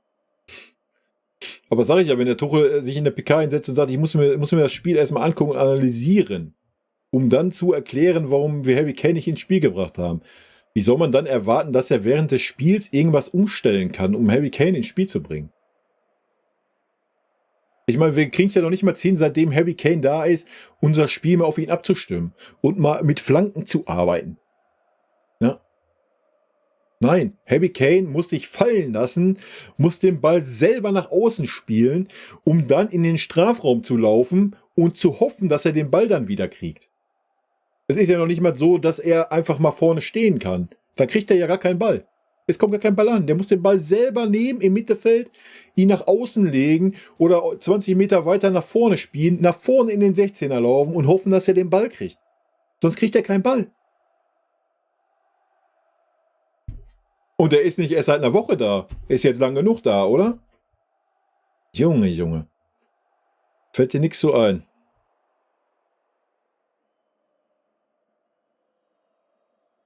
Mann. Guck mal, ich kann schon nicht mehr sprechen. Philipp, danke. Feier mich auch gerade. Sané und Gnabry sind, ja, ist aber super. Weißt du? Wenn man das mal durchziehen würde, ist doch okay. Bringst du eine Hälfte, bringst du den Sané, andere Hälfte den Gnabry. Ist doch gut. Zahlst du 40 Mille Gehalt für einen kompletten Spieler. Ist doch supi. Dann riecht man sich über Mbappé auf, oder was? Der 60 Mille bei Madrid kriegt, oder was? Leverkusen hat extra nicht 100% gespielt. Nein, die waren halt kaputt, das hast du doch auch gesehen. So. Ein dicker Kuss Ist doch auch von okay. der Trainer von Die brauchten doch nicht mehr der machen. Meister. Das ist doch das Traurige. LP Simon, Servus. Vielen lieben Dank für dein Stufe 1 Abo. Danke. Wild. Was sich ärgert, dass es irgendwo am Dienstag das Spiel hat und trotzdem mehr gelaufen ist. Ja, das zeigt ja die Einstellung der Spieler. Aber nochmal, wer ist für die Einstellung der Spieler verantwortlich? So, und wenn das einmalig wäre, würde ich ja sagen, okay, hau auf die Spieler drauf, dass sie nicht wollen, bla, Sülz, wie auch immer, ja? Alles gut. Kannst du machen. Aber das ist seit 80% der Spiele so. Und dann muss doch mal, da muss man doch mal realisieren, wer ist dafür verantwortlich? Der Tuchel kriegt es ja anscheinend nicht hin, außer im Training, die Spieler zu motivieren, dass sie im Spiel über 90 Minuten, wann haben wir mal ein Spiel gesehen, wo wir über 90 Minuten Vollgas gegeben haben, diese Saison? Dortmund vielleicht? Das war's. Kriegt er nicht hin.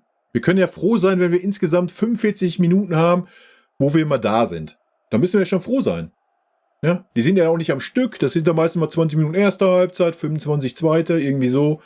Und der Rest ist dann wieder, weiß ich nicht. So. Er kriegt es ja nicht hin. Er kann sie nicht motivieren. Wenn das 3-4 Spieler wären, kannst du ja noch sagen, ja, keine Ahnung, liegt an den Spielern. Aber es ist ja die ganze Mannschaft. Die ganze Mannschaft. Also entweder spielt die Mannschaft gegen den Trainer. Möglichkeit 1. Ja. Möglichkeit 2. Der Trainer erreicht die Spieler nicht. So, beides ist scheiße. Beiden muss was geändert werden. Junge. Das ist krank. Wie oft hat Stanisic in Leverkusen denn gespielt? Das weiß ich nicht. Auf jeden Fall besser, mehr gespielt wie bei uns, oder?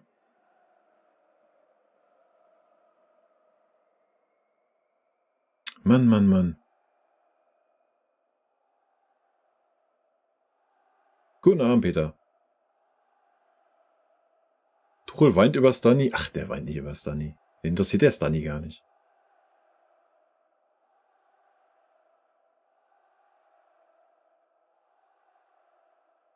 Herr Sané hat dieselben Probleme in City gehabt. Ich glaube doch nicht, jetzt mal ernsthaft.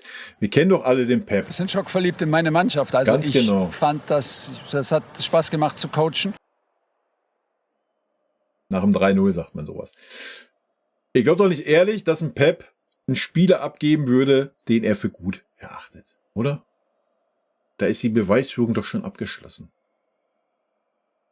Klar, Pep erzählt immer, er ist ein Top-Spieler. Jeder. Aber er hätte ihn doch nicht abgegeben, wenn er gedacht hätte, Sané ist der große Macher. So. Nee. Niemals. Aber wir müssen uns ja auch nicht am Leroy hochziehen. Er kann es ja natürlich auch nicht alleine reißen. Ne? Wie auch. Wie gesagt, wir hatten gegen Leverkusen 3 Offensive auf dem Platz. Ja. Gegen? Weiß ich nicht. Gegen eine Leverkusener Mannschaft, die so schnell hinterm Ball war, weil alle gelaufen sind. Ja, was sollen die 3 Spieler machen?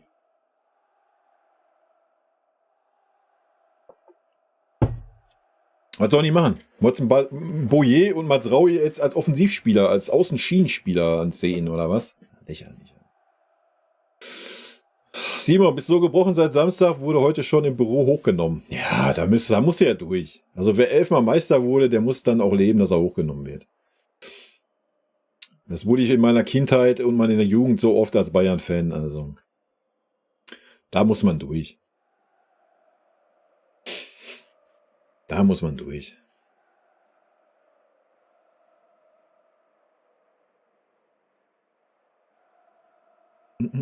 Ich träume bereits davon. Herrlich. Der Baumgart wäre auf jeden Fall das krasse Gegenteil vom Tuchel, Alter. Aber da werden wir halt wieder nicht die Eier für haben, für sowas. Weißt du? Was ist das halt? Da kommt gleich wieder so das Argument, ach ja, aber ja, ist ja wie Nagelsmann und hat er nicht so die Autorität, Blasels, so diese Schiene halt wieder. Aber ich würde den gerne mal bei einer Top-Mannschaft sehen. Ob das jetzt Bayern ist, aber ich kann mir das schon gut vorstellen. Also ich glaube, wenn da wer nicht brennt, dann brennt der auch nicht lange. Ne? Kann ich mir schon vorstellen. Ja, na klar, der Fußball unter Nagelsmann war um Längen besser. Um Längen besser. Wir haben halt einfach vorne Kombinationsfußball. Mit dem Schupo, Alter. Stellt euch vor, da wäre ein Harry Kane gewesen. Mit dem Schupo, erinnert euch mal an Spiele in der Hinserie, wo der Gegner nur hinten, jede Mannschaft stand hinten drinne. Jede Mannschaft. Und guckt euch mal an, was wir gespielt haben. So, da hast du keinen Musiala gesehen, der mit dem Ball 30 Meter gelaufen ist und 5 Leute reingedribbelt ist. Nee, da wurde Kombinationsfußball gespielt. Spieler waren schwach wie eine Flasche leer. Ganz genau. Ja, na klar, wir waren super anfällig für Konter. Sind wir aber immer noch. Sind wir immer noch. Es hat sich nichts geändert. Außer, dass wir 20 Meter weiter hinten stehen. Und weniger pressen. Ja. Obwohl da muss ich jetzt eine Lanze für den Tuchel brechen. Wir haben ja die letzten, mal Leverkusen ausgenommen, wo die ersten 10 Minuten waren auch okay, haben wir ja mal angefangen, mal Pressing zu spielen. Nach 11 Monaten unter Tuchel haben wir vorher nie gesehen. Lob und Anerkennung meinerseits. Man hat einen Hauch von Taktik gesehen. Wir haben mal versucht, den Gegner zu pressen.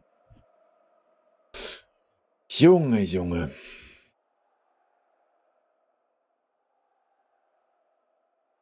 Ja, ich glaube auch, dass er mindestens bis Sommer bleiben wird.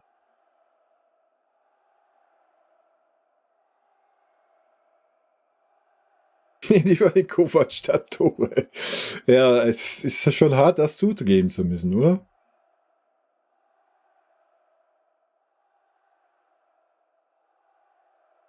Es ist doch egal, welche Alternative. So damit ich meine letzten Bits noch sinnvoll nutze, wollte ich nochmal nach dem aktuellen Stand der Diskussionsrunde erfragen, hätte sie Lust mal mit dir zu diskutieren zu einer Leitfrage. Musste die letzten Streams leider arbeiten, falls du das schon gesagt hattest. Nee, ich hab den letzten Stream ja auch nicht. Letzte Woche gab es keinen Stream, Kevin.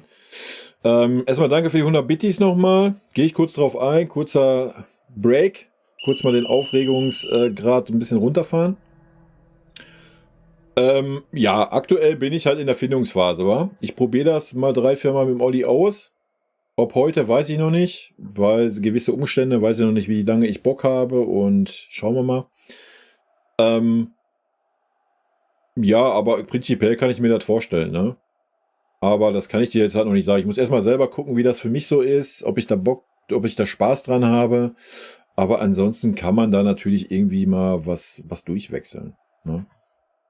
Gerade wenn man dann so ein bestimmtes Thema hat oder sowas, kann man da sicherlich mal irgendwas machen.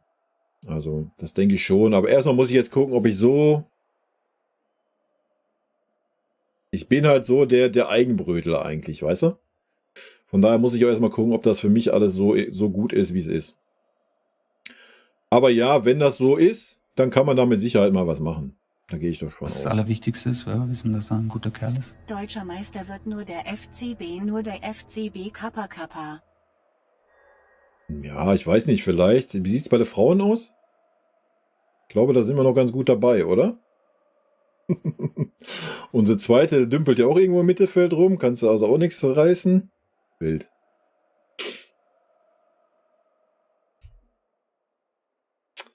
Ja, diese ganze Chose so mit dem Tuchel erinnert mich so ein bisschen an Mehmet Scholl, sein Statement vor ein paar Jahren so Richtung Laptop-Trainer. Weiß ich nicht. Ich weiß es, aber ich kann den Tuchel da nicht einschätzen. Aber ich finde es auch immer wild. Aber das ist heutzutage einfach so. Keine Ahnung, das ist irgendeine Szene. Wir glotzen gleich mit 3 Leuten auf das iPad. Es fällt ein Tor. Wir jubeln gar nicht. Ist uns scheißegal. Wir kriegen Gegentor. Wir geben gar keine Anweisung, gar nichts. Wir glotzen erstmal 5 Minuten aufs iPad. So, das ist für mich, was soll das? Was ist das für eine Art Coaching, Alter? Dann ist doch auch kein Wunder, dass ich mich als Trainer dann da hinsetze und sage, ich muss mir das Spiel erstmal angucken, damit ich analysieren kann, warum wir Harry Kane nicht ins Spiel gebracht haben. Ja, kein Wunder, wenn du die ganze Zeit nicht dir das Spiel anguckst und mal Einfluss nimmst. Was will er denn dann da? Alter, ich weiß nicht, wer diese Unsitte eingeführt hat. Du kannst ja, wenn eine Fahrentscheidung ist, ob es jetzt knappes Abseits war, sonst was, alles gut, dann steht das Spiel eh. Obwohl das natürlich eine super Möglichkeit wäre, mal jemanden ranzuholen, um mal ein bisschen was zu diskutieren oder anzusagen. Aber dann könnte ich das ja noch nachvollziehen, dass man zu seinem komischen iPad da rennt und da drauf glotzt und guckt, ja, wie war das denn jetzt so genau, ne? Aber das macht er ja zu 50% im Spiel. Hockt doch auf seiner Bank hier, Alter, krieg ich einen Kackreiz. Weißt du sitzt als Fan, wie Kevin schreibt, du bist kurz davor, den Fernseher einzuwerfen, Alter, und der Trainer interessiert das alles gar nicht. Der hockt da einfach und lässt es über sich ergehen, Alter. Mann. Bist ein Kölner Fan, ich gehe immer durch die Hölle. Warum gehst du immer durch die Hölle? Habt ihr nicht jetzt auch gewonnen, oder was? Ohne Stürmer aufzulaufen, war ein genialer Kniff. Ja, ich meine, wenn wir 7 Defensive auf dem Feld haben, Baumgart hat kein System.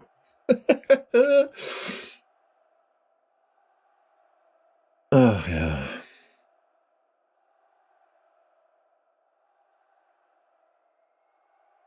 Ich glaube auch, der Tuchel hat sich einfach ganz ehrlich, ich glaube, der Tuchel hat sich was anderes vorgestellt bei uns.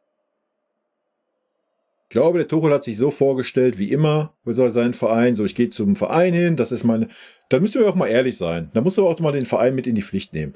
So, du holst dir einen Trainer ins Haus. Du hast gesehen, was er die letzten Jahre gemacht hat. Der ist nach PSG gegangen, hat gesagt, hier, den brauche ich nicht, den brauche ich nicht, den will ich nicht, der passt mir nicht, den kann ich nicht leiden. Ich will A, B, C, D, E, F, G, H, die möchte ich haben, dann spiele ich mein System. Punkt.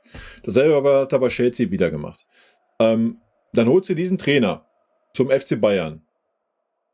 So, was erwartet man da? Das Allerwichtigste ist, weil wir wissen, dass er ein guter Kerl ist. Die Karten müssen auf den Tisch gelegt werden, Kappa. Dass er dann sagt, ja, alles klar, ich ändere mich jetzt komplett, ich guck mal, was ich hier so basteln kann. Nee.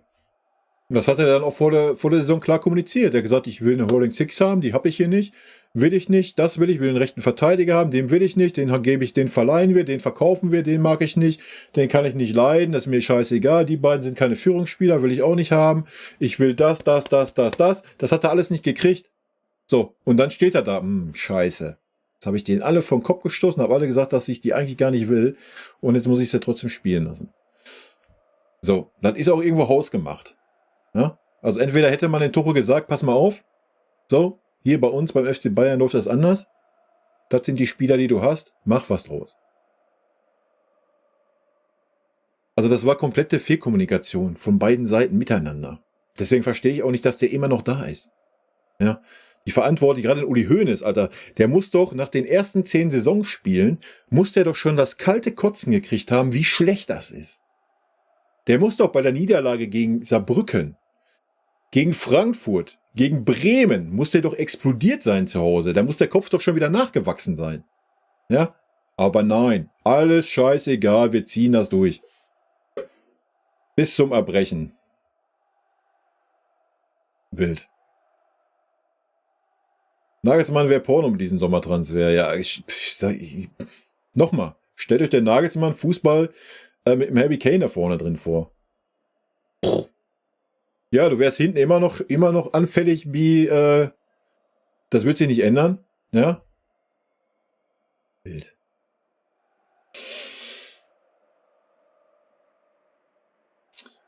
Ja, man hat nicht die Eier gehabt beim Nagelsmann halt. Also der Zeitpunkt war idiotisch, ja. Entweder hättest du gesagt, zieh die Saison durch, oder du hättest halt gesagt, vorher schon zur Dinge, Winterpause weg. So. Man hat nicht die Eier gehabt. Das ist halt das große Problem beim FC Bayern. Und ich denke, das wissen alle Verantwortlichen. Also die sind ja nicht doof. Die sehen ja alle, dass der Fußball grottig ist. Dass er unter Nagelsmann 10.000 Mal besser war. Ja. Aber dann hilft es natürlich auch nicht für einen Tuchel gesehen, dass sich dann so ein Hoeneß in so einem RTL-Interview hinsetzt und sagt, ja, eigentlich war das dumm, dass wir den Nagelsmann haben gehen lassen. Weißt du, den kannst du dann halt auch nicht bringen, den Take. So, damit untergräbst du den Tuchel ja auch schon komplett. Also der fühlt sich wahrscheinlich auch nicht wohl bei uns. Ich meine, das strahlt er ja auch aus. Guckt euch mal seine Körpersprache an, wie er da immer hockt und wie Gargamel, Alter. Das passt es. Wie Gargamel ist der. Der sitzt da nicht mal einmal locker, flockig, weiße. Ja, das hat man beim Nagelsmann immer kritisiert. Oh, der kommt da mit einem, was weiß ich, angefahren und hast ihn nicht gesehen. Und der Tuchel hockt da wie Gargamel, Alter. Ich bin super zerfressen. Alter, Junge. Genau, Simon. Danke für die 100 Bittis.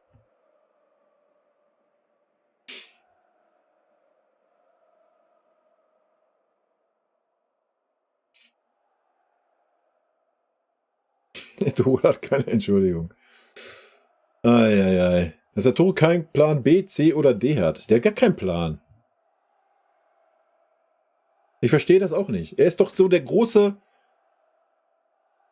Also Tuchel ist doch eigentlich der Pep-Jünger. Ja, die haben doch hier das tolle Gespräch mal in München gehabt mit der Pfefferstreuer und bla und Sülz. Dann kann man doch erwarten, dass er vielleicht ein bisschen ähnlichen Fußball spielen will.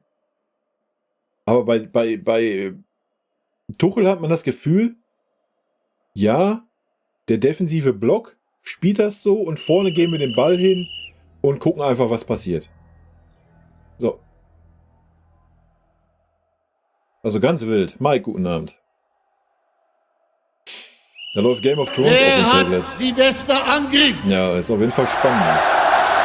FC Bayern!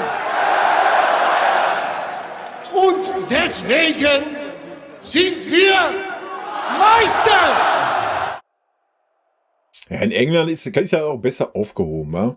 Ich glaube, in England ist halt einfach die Dichte der Mannschaften noch ganz anders. So, da kannst du vielleicht mit dieser Spielart noch was reißen. Ja? Wenn du da gegen 5, 6, 7, 8 Mannschaften spielst, die einfach stärker sind wie du oder was. Keine Ahnung. Aber als FC Bayern kannst du das halt nicht bringen. Als FC Bayern brauchst du halt einen Plan gegen Gegner, die defensiv spielen. Die defensiv hinten drin stehen. So, da brauchst du keinen Plan. Was ist, wenn ich gegen eine Mannschaft spiele, die völlig offensiv anrennt? Wie Dortmund oder Stuttgart. Ja, da haben wir gute Spiele gemacht. Warum? Ja, genau deswegen. Das ist, was Tuchel kann. So. Aber eine eigene Spielidee zu entwickeln und auszuleben, das kriegt er nicht hin. Sehe ich nicht. Also in den 11 Monaten hat er es bei uns nicht hingekriegt. Das ist, was ich beurteilen kann. Alles andere weiß ich nicht. Wild. Uwe, hallo, bin jetzt gerade dazugekommen, aber wer sollte Tuchel direkt ablösen? Ja, also wenn sich keiner findet, ich mach das. Alles gut. 3 netto, dass ich kein Minus mache, alles gut. Eine Wohnung in München bestellen und dann mache ich das. Ist gar kein Problem. Nee, ist doch Wurst, Alter. Und wenn du einen aus dem Nachwuchs nimmst, der das interimsmäßig bis zum Ende der Saison macht, es kann nicht schlechter werden, fußballerisch. Punkt. Es kann nicht schlechter werden.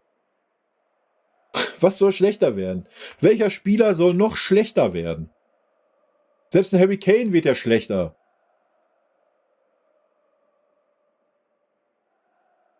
Mann, Mann, Mann. Stell dir vor, Stuttgart überholt uns in der Tabelle. Ja, warum nicht? Kann auch sein, dass die Dortmund uns auch noch überholen. Wer weiß das schon. Ja, er will nur seine englischen Spieler haben. Mein Gott.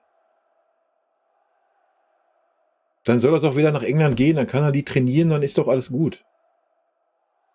Meine Güte. Ich würde es ja verstehen, wenn unsere Spieler Grütze wären, so, ja? Wenn die wirklich schlecht wären. Durch und durch, so, sind alle Kacke. Aber es ist doch nicht der Fall. Ja klar, kannst du bei einigen sagen, die sind satt, bla, Sülz, alles gut. Gehe ich ja mit, gar keine Frage.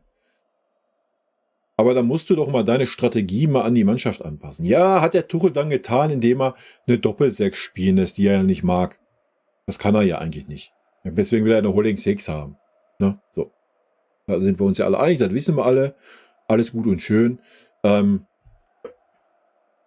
ist die einzige Anpassung, die er sich dann irgendwann eingelassen hat, wo er gesehen hat, ich kriege den Spieler nicht, den ich unbedingt haben möchte.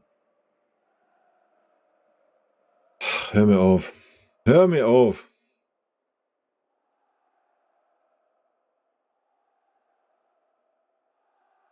Ach, der Nagelsmann war schon eine gute Lösung, nur man hätte ihn den Rücken stärken müssen, weißt du? So, man hätte klar kommunizieren müssen aus der verantwortlichen Position. Das ist euer Trainer, Willi, der Honk, Servus. Das ist euer Trainer für die nächsten 4 Jahre. Punkt. Was dieser Trainer sagt, ist Gesetz. Wenn ihr damit nicht klarkommt, weil er ein junger Trainer ist, nicht die Erfahrung hat, ja, dann müsst ihr den Verein verlassen. So, das wäre die Ansage gewesen, die hätte kommen müssen. Die kam aber nie. Ganz im Gegenteil. Nagelsmann musste, Eke machst einen Co-Trainer, super. Nagelsmann musste kommunizieren. Die Jahreshauptversammlung musste er moderieren in jeder PK.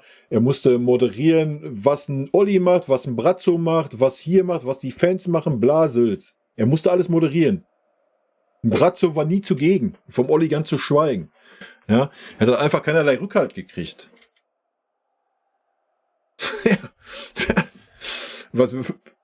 Wie soll das funktionieren? Ich meine, es ist jetzt beim Tuchel nicht anders. Obwohl Tuchel kriegt ja jetzt den Rückhalt. Der Dresden und der Freund sagen, der sitzt ja so fest im Sattel.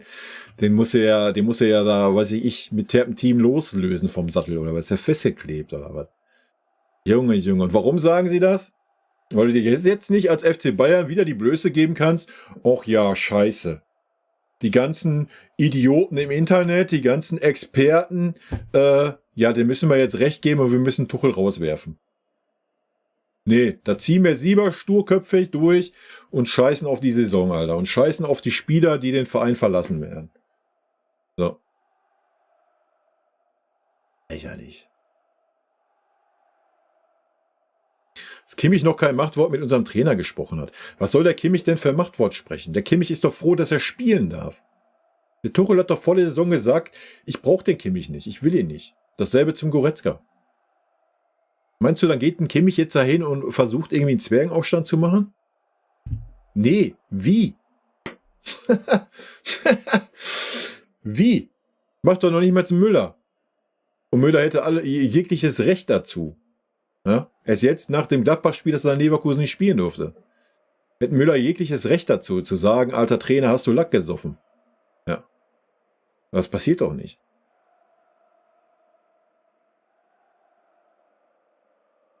Wild. Groß hat Bayern abgesagt. Ja, Rummel ab mit dem Groß, Alter. Was soll mit dem Groß bei uns? Der hat doch auch Lack gesoffen, der Typ, Alter. Junge. Fangen wir jetzt an wie deutsche Nationalmannschaft oder was? Soll man Hummels aus Dortmund noch zurückholen? Was ist denn los, Leute? stellt euch auf der einen Seite dahin und sagt, ja, wir müssen mal die satten Spieler loswerden, wir müssen mal einen Umbruch starten und dann erzählt ihr mir einfach von Toni Kroos oder was? Alto Belly, ey. Hör mal Nabend, auf. Boss. Was ist denn los? Mann. Simino, guten Abend. Hab in der Presse die Meinung gehört, dass in Bayern zu viele verbrannte Spieler sind, die Nationalmannschaft versagt haben und jetzt Angst vor öffentlicher Kritik haben.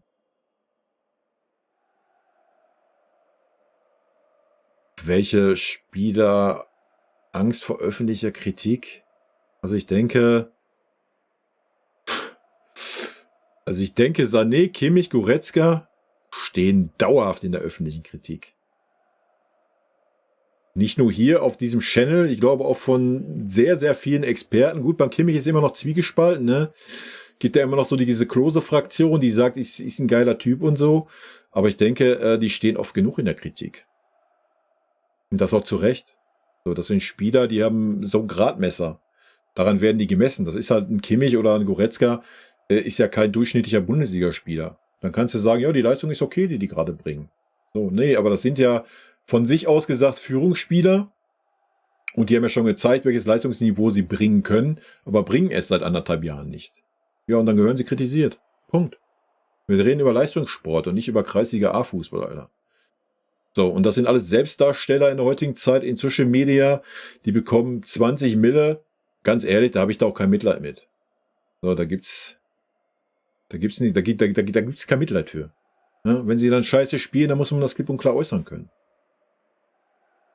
So. Ja, und Hermann Gerland war der größte Fehler die letzten Jahre. Können wir mal kurz darauf eingehen. Hermann Gerland war immer da als Co-Trainer. Immer. Bei jedem Trainer. Seitdem er weg ist als Co-Trainer, guckt euch die Entwicklung mal an.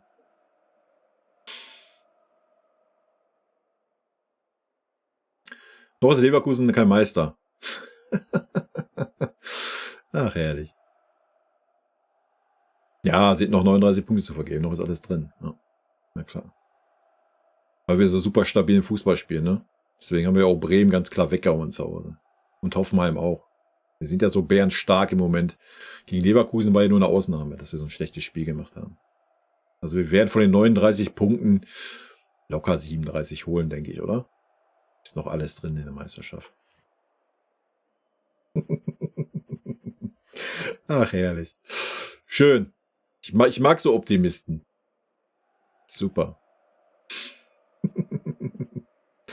Ach ja. Naja, aber die Transferpolitik war doch jetzt nicht schlecht dieses Jahr. Nochmal, wo war die schlecht? Du hast einen Harry Kane verpflichtet, der eine Kanone ist, der uns in der Hinrunde fast alleine getragen hat. Du hast jetzt einen super willigen rechten Außenverteidiger verpflichtet. Du hast einen Saragossa vorgezogen.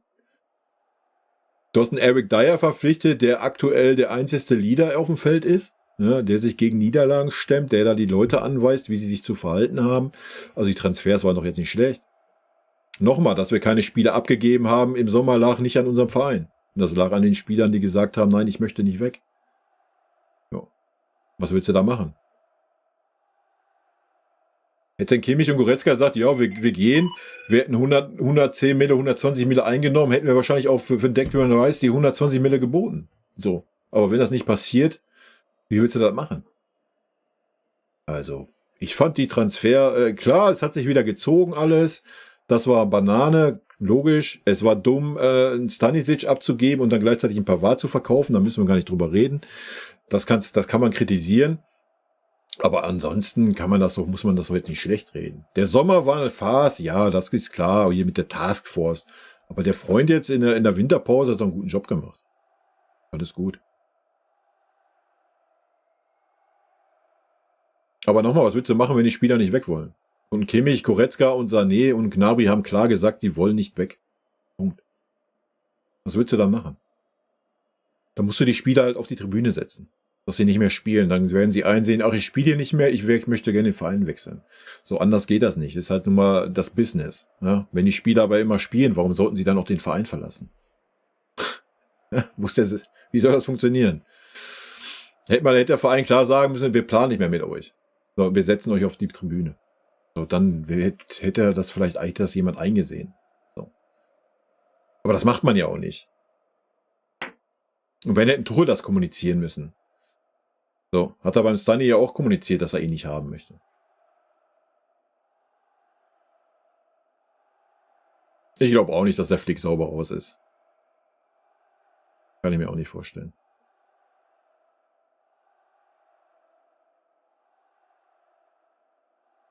Götze oder nix, ja.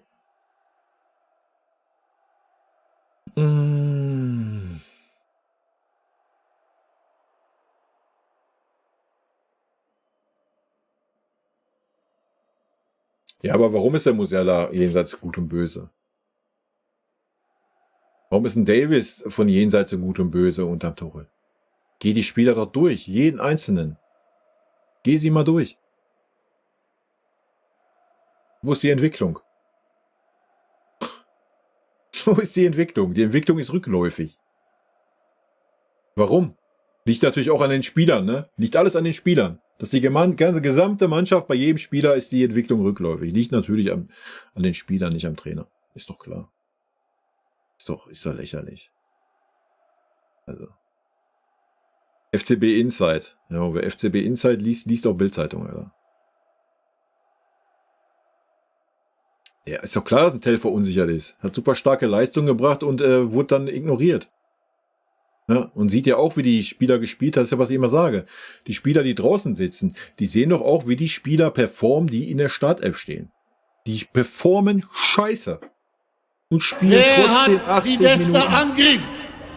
Ja. Ist doch klar. FC Bayern! Das guckst du dir einmal an, zweimal, dreimal, Und viermal, deswegen sind wir fünfmal und dann ist auch gut. Meister! Ist doch menschlich, dann resignierst du doch irgendwann. Ist doch völlig normal.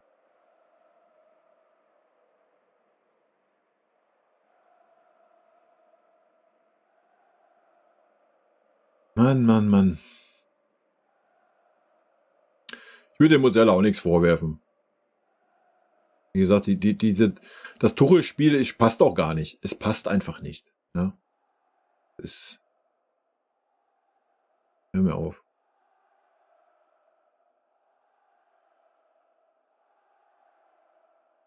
Tiger ist und bleibt der Beste. Naja, der Tiger ist alte Schule. So, das ist so das Thema, glaube ich, ne?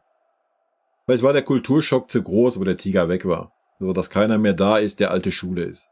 Alles nur noch so diese neue Generation, so, weißt du? Vielleicht ist das ein Punkt, wer weiß. Ja, na klar brauchen wir einen Kaderumbruch. Aber da sind wir doch schon bei. Also wir haben doch jetzt 2 gute Spieler verpflichtet. In der Winterpause. Ist doch schon ein Kaderumbruch. Es geht doch los. Ne? So, aber du musst halt einen Trainer haben, der diesen Kaderumbruch dann auch mitgeht. Ja. Ich glaube, Tore muss gehen, sollte Bayern aus der Champions League fliegen. Also mal ernsthaft, jeder von den Verantwortlichen im Verein, der jetzt noch die Brille aufhat und denkt, der FC Bayern hätte auch nur den Hauch einer Chance in der Champions League diese Saison. Der hat auch was geraucht, Alter. Ja? Ist ja bald legal, dann können die sich das reinpfeifen. Also, nee. Stefan, Servus. Also von daher glaube ich das nicht. Ich glaube, das ist eingeplant. Vielleicht nicht gegen Lazio, ja, aber spätestens eine Runde danach ist das eingeplant, dass wir definitiv nicht weiterkommen. Wie auch mit diesem Fußball, den wir spielen, Alter. Also, da muss so viel zusammenkommen. Das wäre wild. Das wäre wirklich wild. Und ganz ehrlich, ich weiß nicht, ob ich mich freuen könnte. Jetzt stellt euch mal vor, wir gewinnen mit diesem Fußball die Champions League. Ähnlich wie es so Mourinho gegen uns getan hat. Weiß ich nicht. Und dann stellt euch vor, wir müssen den Tuchel noch 3 weitere Jahre ertragen. Kann ich nicht.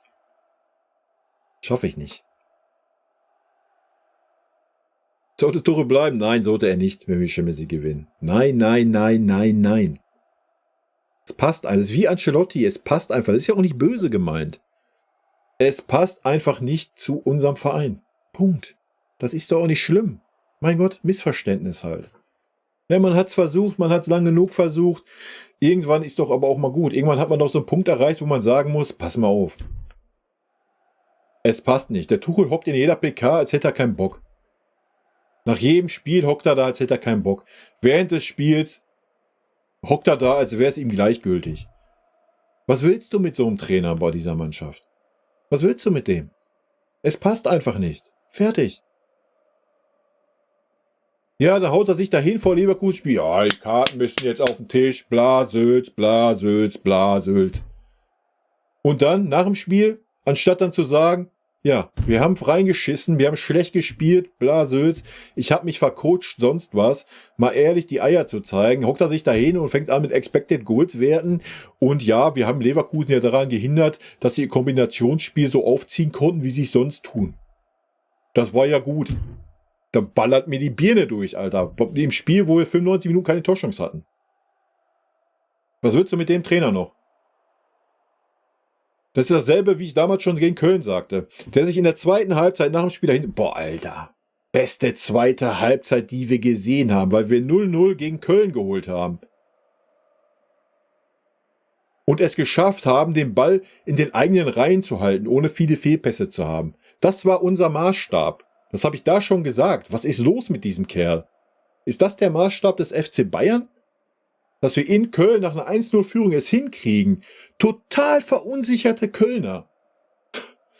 Den Ball in den eigenen Reihen zu behalten, ohne groß Torchancen zu erspielen. Ja, das war dann der Maßstab des FC Bayern. Das wurde dann hochgefeiert. Dasselbe gegen Kopenhagen. Nichts gegen diese Mannschaften. Aber das ist doch kein Maßstab für den FC Bayern, Alter. Und dann wundert man sich, dass man dann in solchen Spielen kein Land sieht, oder was? Wenn das schon der Maßstab ist? Leute. Zaragoza wird ein Flop. Ja. Eieiei.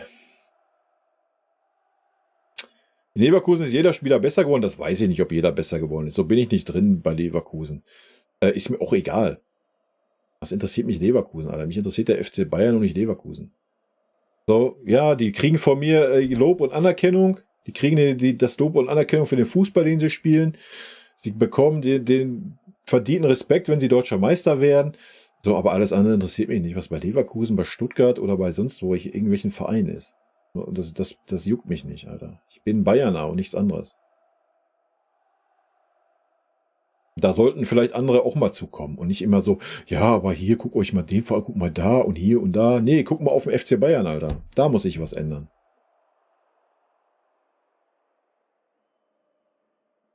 Bayern hat in den letzten Jahren ständig an Qualität verloren. Spieler wie Thiago, Ribéry, Robben, Lahm konnten nicht ersetzt werden. Der Umbruch ist gescheitert.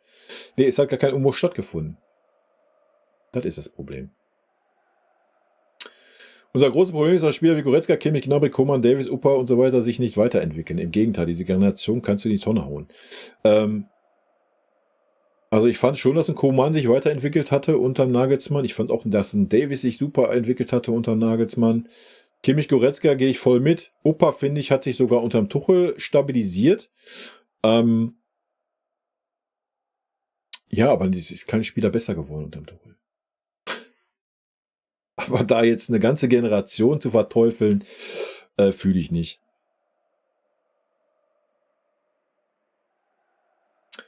Ja, genau. Da sind wir wieder, Alpha. Wir sind wieder bei dem trojanischen Pferd. Der Tuchel ist das trojanische Pferd, Alter. Ist im Herzen noch ein Dortmunder. Der weiß, was er tut. Zaragoza kommt aus einem völlig anderen Mannschaftsgefüge. Ja, und? Was ist das für ein Argument, Alter? Hast du den Zaragoza schon mal spielen sehen bei uns? Ich denke, nein. Also, was soll man sich da jetzt eine Meinung bilden?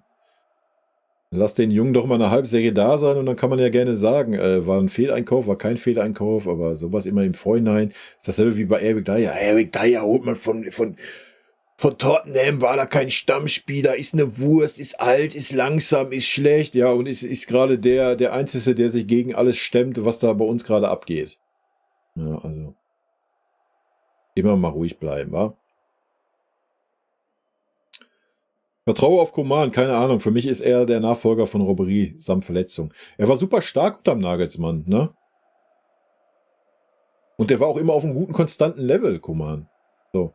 Aber unterm Tuchel ist eine ganz andere Spielweise.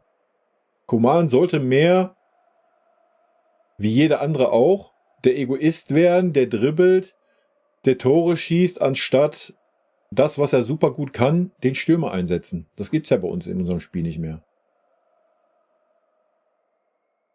Ich weiß nicht, wie oft ein Coman ein Levi-Tor eingeleitet hat. Entweder als direkte Hereingabe oder als vorletzter Pass.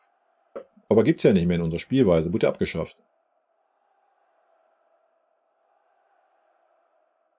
Olli, wer ist in 10 Minuten soweit? Ja, ich glaube nicht, dass ich heute so lange machen werde.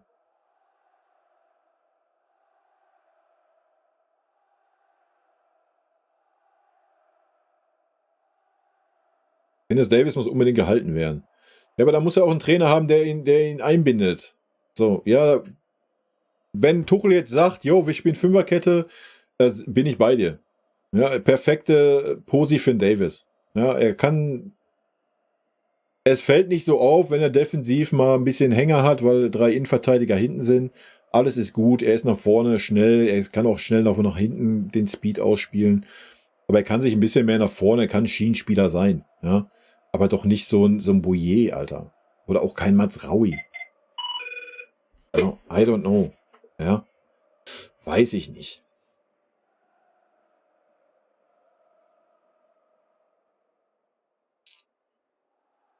Ja, bei Tuchel ist immer noch früh in der Saison, ja. Ja, haben wir gerade auch gehört, sind noch 39 Punkte zu vergeben. Wir werden locker noch Meister. Eberl wird sehr viel tun. Wenn Eberl kommt, wird Tuchel gefeuert. Das ist mein Take. Das war schon mein Take vor einem halben Jahr, wo die Gerüchte aufkamen zum Eberl. Und ich sehe gerade, dass ich da vielleicht recht behalten könnte.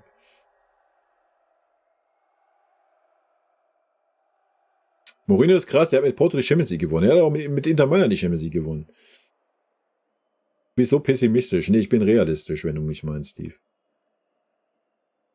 Aber du kannst dir gerne mal ein paar ältere Sachen auf diesem Kanal angucken. Dann wirst du vielleicht auch sehen, dass ich mit meinem Realismus leider recht behalte. Zumindest bisher in dieser Saison. Ich habe vorhin noch die Kommentare zum Leverkusen Pressekonferenz vor Leverkusen habe ich mir durchgelesen. Da habe ich ganz viele Kommentare gelesen. Ach Mensch, du bist aber pessimistisch. Warum bist du denn so negativ eingestellt? Warum bist du denn so pessimistisch? Ja, ich hätte natürlich jetzt einen Klugscheißer-Modus anmachen können und mal hinter jedem Kommentar ein Lachsmiley schreiben können. Und das hat nichts mit pessimistisch zu tun. Ich bin einfach realistisch. So, ich sehe die Mannschaft, ich sehe jedes Spiel dieser Mannschaft, das seit Ewigkeiten. Und ich denke, ich kann unsere Mannschaft ganz gut einschätzen. Was es leider bewiesen hat. 3 Jahre Tuchel, ich bin tot. Eieiei. Gegen welche Vereine denkst du, würden wir rausfliegen? Siehst du uns vor zum Beispiel Arsenal? Alter, wir brauchen doch im Moment nicht über irgendwelche Spitzenmannschaften reden. Guck doch erstmal, dass du gegen Lazio weiterkommst. Und Arsenal spielt auch gar nicht Champions League, oder? Da brauchst du doch gar nicht mit anfangen, Alter. Du musst doch erstmal... Es ist doch egal. Guck mal, wir haben gegen Bremen verloren 1-0. Gegen Werder Bremen. Zu Hause. Musst du dir da Gedanken machen, gegen welche Mannschaft wir weiterkommen könnten oder rausfliegen? Wir haben gegen Leverkusen in 95 Minuten keine Torchance erspielt. Keine. Wir haben Offenbarungseid gegen Frankfurt geliefert. Mit 5 Gegentoren. Mit jeglicher ohne Gegenwehr. Obwohl wir vor der Halbzeit noch einen kleinen Funken hatten. Und haben es trotzdem nicht geschafft. Wir sind gegen Drittligisten aus dem Pokal ausgeschieden. Und dann sollen wir jetzt darüber reden, wir sollen uns Gedanken machen, gegen welche Mannschaft wir vielleicht ausscheiden können in der Champions League. Alter, lass uns mal das Spiel Mittwoch abwarten und lass uns mal hoffen, dass wir dieses Spiel nicht verlieren.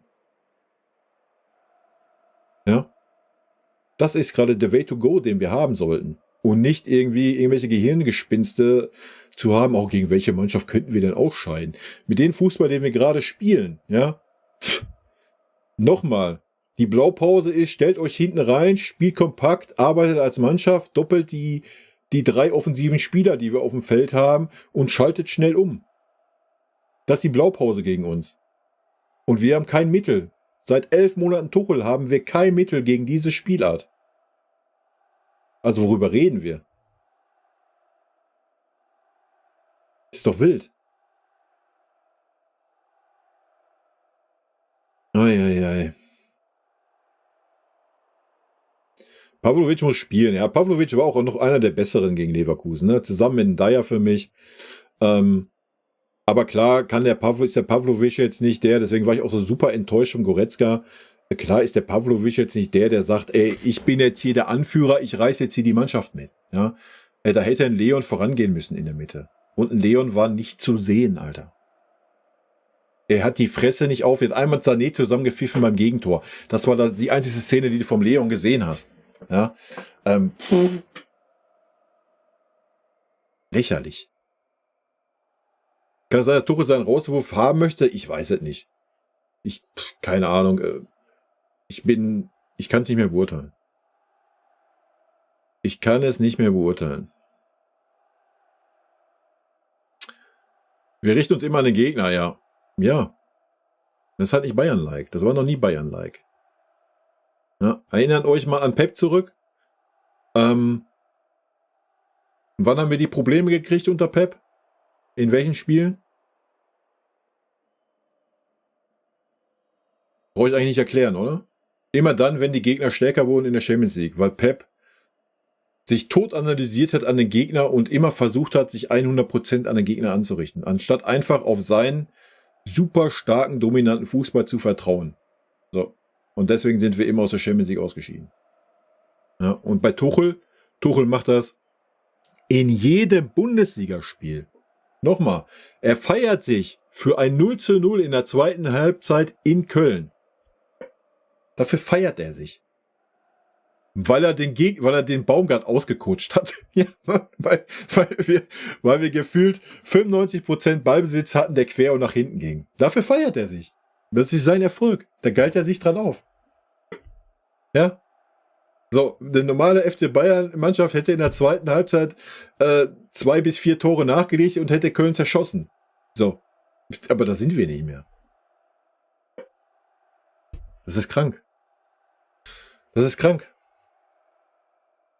Ja, Olli, ich bin gerade on fire, ne? Tut mir leid. Es ist gerade hier so viel los, da ist gerade schwierig zu sagen, ich lasse jetzt hier alles stehen und liegen und ignoriere alles. Und wir gehen irgendwie in den Talk rein.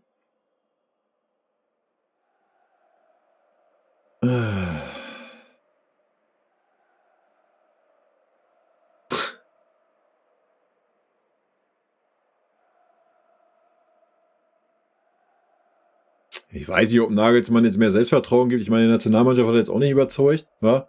So mit Selbstvertrauen verleihen. Coman hat durch all seine Verletzungen seine größte Waffe und die Geschwindigkeit. Nee, das hat er nicht. Das haben wir doch im letzten Spiel noch gesehen, vor seiner Verletzung.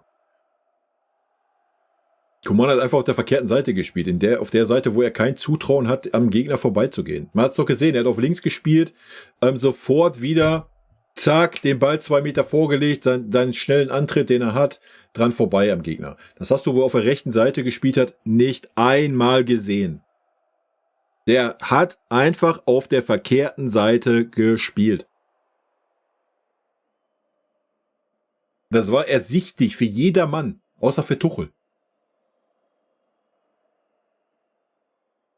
Welcher Trainer wäre für dich eine Bombe, wenn Tuchel geht?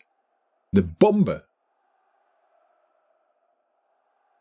Das weiß ich nicht, welcher eine Bombe wäre. Guardiola wäre eine Bombe. Van Gaal wäre auch eine Bombe, aber das wird nie wieder passieren.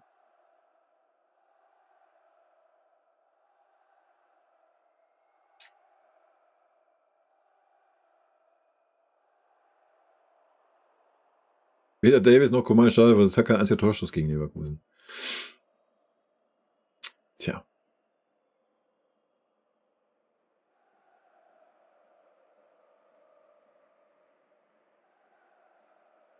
Eieiei. Das weiß ich nicht, was ein Kim anbelangt. Also ich fand einen Kim jetzt auch nicht schlecht bei uns, aber bei weitem nicht das Argument zu sagen, er muss jedes Spiel unbedingt spielen. Man kommt gerade vom Asien Cup und muss direkt wieder spielen. Das habe ich nicht gefühlt. Defensiv hat mir Kim schon gut gefallen, aber so offensiv war es eine Katastrophe, was der gezeigt hat bei uns. Was auch gar nicht böse gemeint ist, er muss einfach erstmal ein bisschen ankommen und so. Und musste ja auch durchgehend spielen. Man hat ihn gar keine Ruhe gelassen und so weiter. Das war auch schon wild, ne? Das halte ich aktuell von der Leistung von Leroy Sané. Ja, das ist ja wie immer. Das habe ich ja auch schon ich weiß nicht, nach seinen 10 guten Spielen in der Hinrunde gesagt. Nachdem alle gesagt haben, ach Sané, der nächste Messias, der nächste Mbappé, der nächste Messi, endlich ist der Durchbruch da. Ja. Das ist Leroy wie jedes Jahr. Der macht seine 10, 12, 13 guten, sehr, sehr guten Spiele und dann war es das. Punkt. Ja, und Sané ist gerade auch wieder grottig. Ich weiß nicht, ob er keinen Bock hat auf rechts. Kann sein, seitdem er auf der rechten Seite spielt, ist gar nichts mehr zu sehen von ihm. Wirklich gar nichts. Grausam. Ja, obwohl gegen Gladbach hat er ein bisschen Pech gehabt. Vielleicht braucht er auch einfach ein Tor, ja, mit seinem Lattenkracher. Ich weiß es nicht. Es ist jetzt nicht mehr ganz so schlecht, als wie sonst, wenn er sich hängen lässt. Ja, also er gibt sich Mühe. Er ist immer noch ein bisschen laufbereiter, finde ich.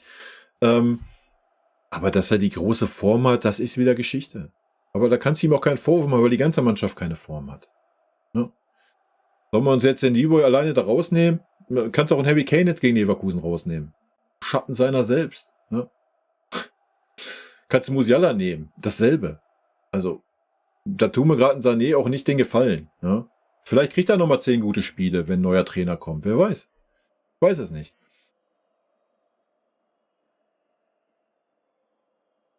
Arsenal hat West Ham 6-0 weggehauen. Jo. Was denkst du, was die mit den Bayern machen werden zurzeit? Ja, da müssen wir nicht drüber reden. Genau, wir wissen, dass Tuchel ein guter Kerl ist und dann ist alles gut. Au, Favre. Favre ist auch so ein Typ, den...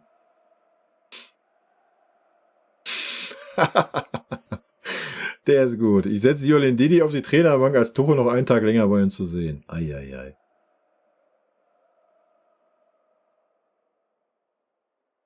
Wenn wir gegen Lazio rausfliegen, wird Tuchel 100% gefeuert. Ja, das glaube ich nicht. Traurig, das zu sagen, aber ich glaube es nicht. Weil dann ist auch egal. Was willst du noch gewinnen? Das spielt auch keine Rolle. Da kannst du die Saison auch zu Ende fahren mit dem Tuchel. Weil dann ist es zu spät. Was willst du dann noch gewinnen? Also wir müssen uns über die Meisterschaft keine Gedanken machen. Erst recht, wenn du dann noch gegen Lazio Rom jetzt aus der Champions League ausscheiden solltest. Wo soll dann noch das Leistung... Die Mannschaft wird noch mehr in ein Loch fallen. Also der Zug ist abgefahren. Dann ist es zu spät. Dann ist durch das Thema. Wenn Dortmund nicht so dumm wäre, würde die zweite Titelsaison folgen, jo.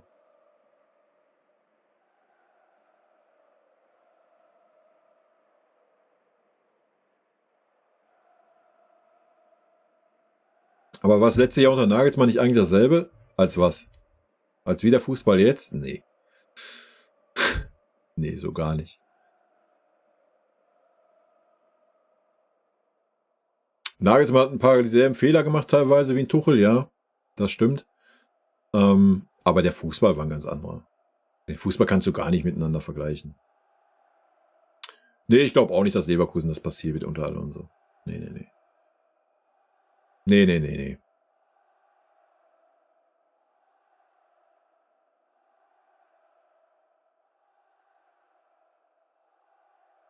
Einfach mal ein scheiß Training abliefern. Nee, ich glaube einfach, dass ich weiß halt auch nicht. Ich weiß nicht, wie man auf die Idee kommen kann, dass man Training gleichsetzen kann mit einem Gegner, der heiß ist auf dem FC Bayern. Also. Ganz wild.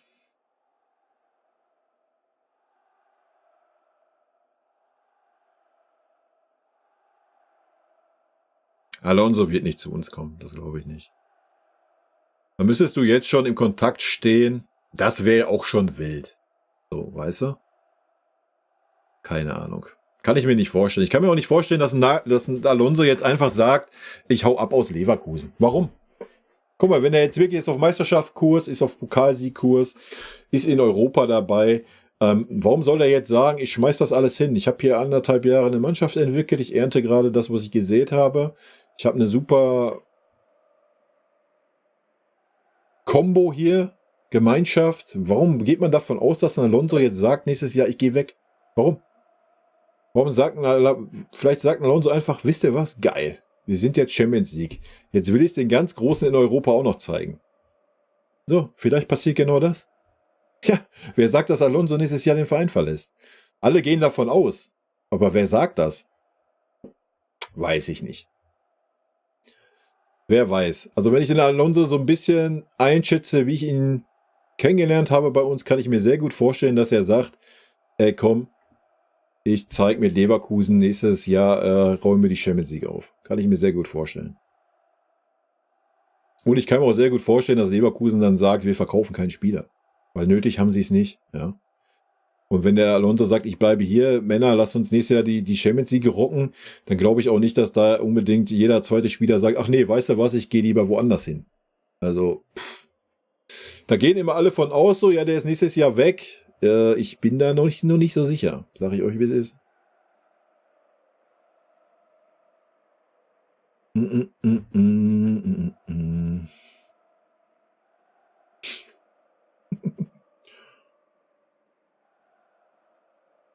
Nee, FCB Klaus, das ist nicht Tuchels Philosophie, leider. Ja, Sané ist ein ungeschliffener Diamant, Alter. Der ist wie Sternkopf. Der war auch 10 Jahre ein ungeschliffener Diamant. Hat auch nie den Durchbruch geschafft. Jetzt bleibt in Leverkusen. Ja, kann ja auch sehr gut sein. Wie gesagt, also ich bin da noch nicht so, ich weiß nicht, warum da immer jeder von ausgeht. Na, wenn man halt selber was aufbaut, warum sagt man dann nicht so, ich will das noch ernten, was ich hier gesät habe. Und gibt noch meine Champions League Gas. Wer weiß, wer weiß. Bayern sollte Deschamps als Trainer nehmen. Loda muss jetzt ran.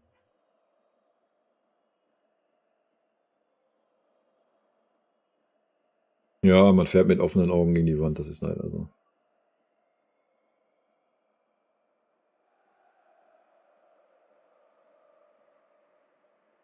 Ja, ich weiß auch nicht, ob der ein Feedback im Verein kriegt. Wahrscheinlich, wenn dann nicht das Feedback, was er mal braucht. Anscheinend. Ist ja eher so, ja, weiß ich nicht. Nach außen sieht es ja so aus, dass man ihn auch komplett in Schutz nimmt. So, ich meine, was der Lothar, man kann ja über Didi, hat ja echt viel Scheiße gelabert, hat natürlich auch ein paar Sachen richtig gesagt, so, keine Frage. Aber gerade was ein Lothar zum Beispiel gesagt hatte zum Tuchel, er hat ja einfach nur gesagt, dass der Fußball schlecht ist, dass keine Entwicklung da ist. Damit hat er ja 100% recht gehabt. Ja? Und dass der Verein dann so dünnhäutig auch reagiert hat. Und ein Tuchel auch, obwohl ein Tuchel sich ja hingesetzt hat und gesagt hat, ich lese keine Artikel über mich, ich lese keine Social Media, mir ist egal, was Leute reden, war wild. Ja, also da ist sehr viel im Argen gerade leider. Na, ich bin da nicht so sicher, dass dann Schicht ist, wenn wir eine Champions League ausfliegen. Weil nochmal, die Verantwortlichen sehen, auf welchem Fußball wir spielen. Willst du jetzt als Dresden oder als Uli Hoeneß oder wer auch immer, willst du dich jetzt da hinsetzen und sagen, Alter, wir spielen so einen geilen Fußball, wir haben doch alle Chancen, die Champions League zu gewinnen. Kann mir doch keiner erzählen. Du musst doch Realist sein, dich da hinsetzen und sagen, Alter, hoffentlich kommen wir mit dem Fußball, den wir gerade spielen, gegen Lazio Rom weiter. Ja, das ist gerade der Anspruch, der da ist. Alles andere wäre doch, da musst du so eine Fanbrille aufhaben, wenn du das anders siehst. Ja.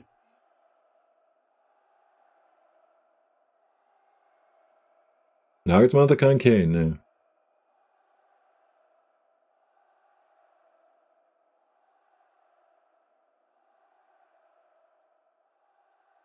Unser Leistungsstand ist erschreckend schlecht. Denke nicht, dass wir in der Champions League auf Viertelfinale hinauskommen. Ja, das wird schon schwer werden. Ja, eben. Also nach 11 Monaten ist dann jetzt irgendwann nochmal der Punkt erreicht, wo man sagen muss, so, ich meine, wir waren oft genug an dem Punkt, wo wir jetzt gerade wieder sind.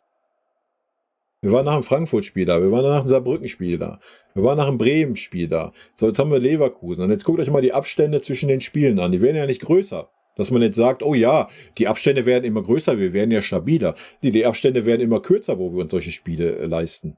Ja? Also, welche Entwicklung wollen wir sehen? Die Entwicklung zeigt gerade im freien Fall nach unten. Nochmal, wir haben uns in 95 Minuten keine Torchance erspielt. Das habe ich noch nie gesehen in einem Bayern-Spiel. Wenn ihr eine Torchance gesehen habt, die ich nicht gesehen habe, schreibt es mir gerne rein. Ich lasse mich eines Besseren belehren. Ich habe keine Torchance gesehen. Das sagt alles. Ja? Ja, hol den Yogi, Alter. Ohne Scheiß. Du kannst den Yogi holen. Der kann es nicht schlechter machen. Junge.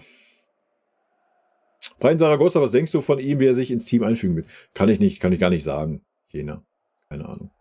Das werden wir sehen, wenn ich ihm mal ein paar Spiele gesehen habe, kann ich dazu was sagen. Ich habe den Spieler noch nie gesehen, was soll ich dazu sagen? Wäre reine Spekulation. Erstmal wäre ja interessant, ob ein Tuchel ihn überhaupt spielen lassen wird. Ja, vielleicht ist es auch so eine Tell-Geschichte, der gar nicht spielen darf. Das weiß man ja leider nicht unterm Tuchel.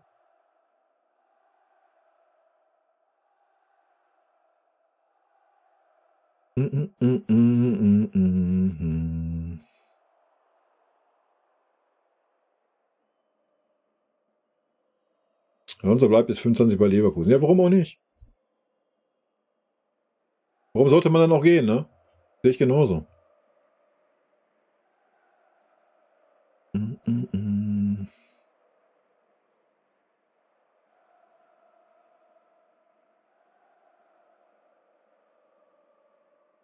Ich habe gerade den Beitrag unser Weg ins Achtelfinale auf dem CB-Kanal gesehen, die schwarz für Bayern. Ja, das weiß ich nicht. Wie gesagt, vielleicht kommt jetzt nochmal der Trotz durch, so, ne? Kann ja sehr gut sein. Vielleicht setzen sich ja auch mal Spieler zu Wehr, wie es beim Nagelsmann war. Ja, da wurde ja das System dann auch umgekrempelt, weil die Spieler das so wollten. I don't know, ich weiß es nicht. Aber es ist nicht das erste Mal in dieser Saison, dass wir halt an diesem Punkt sind. Von daher, ich habe keine Erwartungen. Ich bin super gespannt auf die Aufstellung, die kommen wird. Und ich bin super gespannt auf die Leistung, die kommen wird.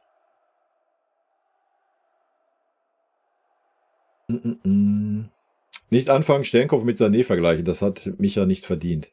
Ah, der war super sympathisch, wo der da war, ne? Gegen Gladbach war das, oder? Super sympathisch, ey. Hat mich ein bisschen an Matthias Reim erinnert vom Aussehen. Und immer noch seine Mähne hinten. Super geil.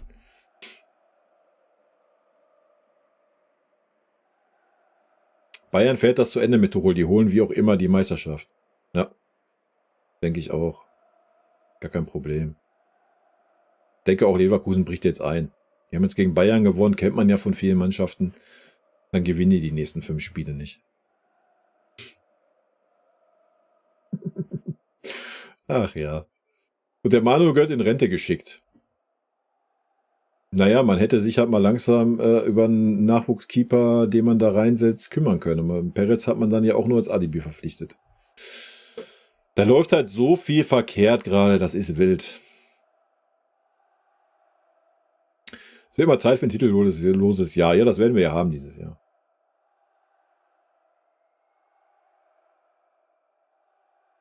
Nee, das ist auch so. Nur weil ein Trainer gut ist, heißt nicht, dass er passt. Wie gesagt, guckt euch das Beispiel Ancelotti an.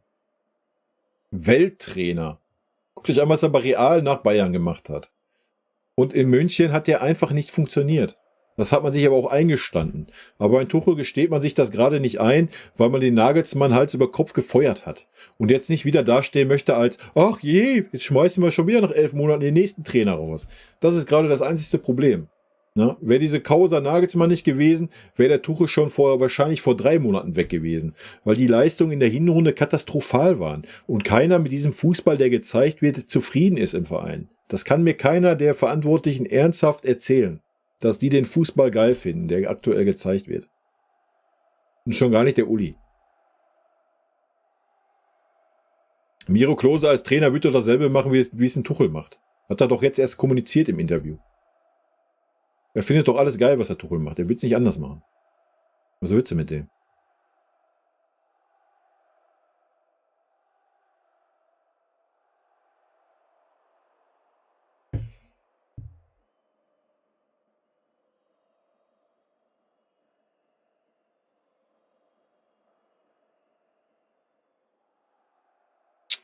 Ja. Jetzt Lothar als Feuerwehrmann. Der Lothar wird das doch gar nicht machen, Leute. Was ist denn los mit euch? Ja klar bin ich allwissend, Thomas. Was ist denn los? Und klar, setze mich hin als Bayern-Trainer. Werden wir auf jeden Fall noch Meister. Mach dir keine Sorgen, Alter. Gar kein Problem.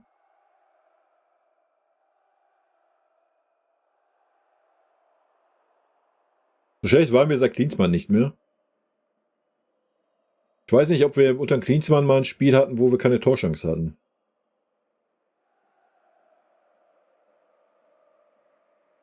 Der Jogi ist kein Mann für den groben FCB. Ja, da stimme ich dir sogar zu, aber aktuell würde ich sogar einen Yogi nehmen. Scheiß doch auf das Geld, was uns entgeht, wenn wir im Achtelfinale ausscheiden. Wen interessiert das denn? Du hast 100 Millionen für den Harry Kane gezahlt. Meinst du, interessiert dich, ob du eine Champions League 20 oder 30 Millionen mehr oder weniger einnimmst?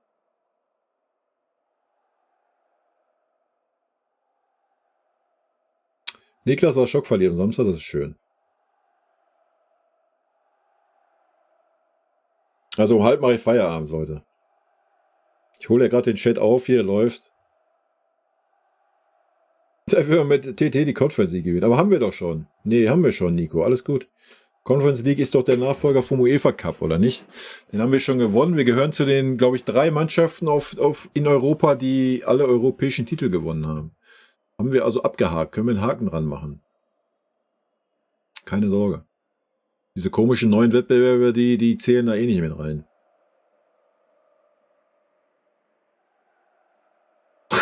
Ich komme von der Spätschicht. Mach Handy an und Tuchel ist immer noch da. Ach, herrlich, Gary. Gut. Danke dafür. Danke dafür.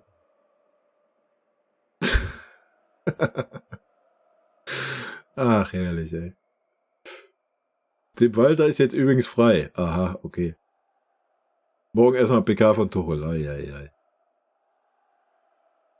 Jetzt kann nur ein Neuanfang retten.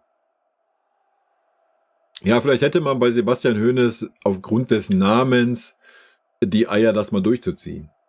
Was wir beim Nagelsmann jetzt nicht hatten.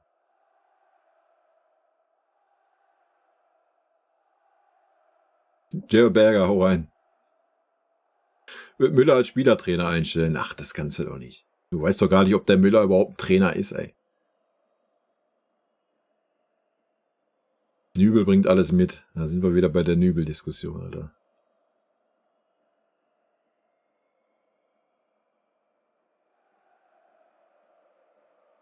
Meine schlimmste Angst wäre, dass wir wieder in der Bedeutungslosigkeit der Mitte 2000 abrutschen. Ja, gut, das wird natürlich nicht passieren. Dafür ist einfach zu viel finanzielle Mittel da. Ich finde, alles begann mit Nagelsmann. Er ist ein toller Trainer, war gut in Hoffenheim, Leipzig, hatte kaum Champions League Erfahrung, wird Bayern-Trainer. Nee, fand ich eigentlich nicht. Ich fand den Move eigentlich gut damals mit Nagelsmann. Ihm das jetzt irgendwie anzulasten, fühle ich auch nicht. Ich würde es eher Brazzo und Olli anlasten, was da so die Entwicklung anbelangt. Die Peretz-Verpflichtung war so unnötig. Ich fand die Verpflichtung gut. Man hätte halt nur ihn dann als Nummer 2 aufbauen sollen. So, nichts gegen Ulle. Ja, Ulle hat super gemacht. Gar keine Frage. Aber wenn ich so einen jungen Torwart verpflichte, muss ich ihn halt auch aufbauen. Ja. So. Weil er hat ja Potenzial, das hat man ja gesehen. Wenn man sich ein bisschen mit ihm beschäftigt hat. Ja. Aber das kriegen wir ja seit Jahren nicht hin. Wir haben ja schon oft junge Torhüter mit Potenzial da gehabt, aber Manuel Neuer ist da wie Kimmich. Es gibt keine neben mir. Ich will jedes Spiel spielen. Ich verzichte auf kein Spiel im Pokal, bla, Sylt, sonst fühle ich mich in meiner Ehre gekränkt und so weiter und so fort. Das ist halt ein großes Problem bei uns. Es gibt keinen Gott neben mir. So, das ist Manuel Neuer im Tor und Joshua Kimmich in der Mitte, Alter.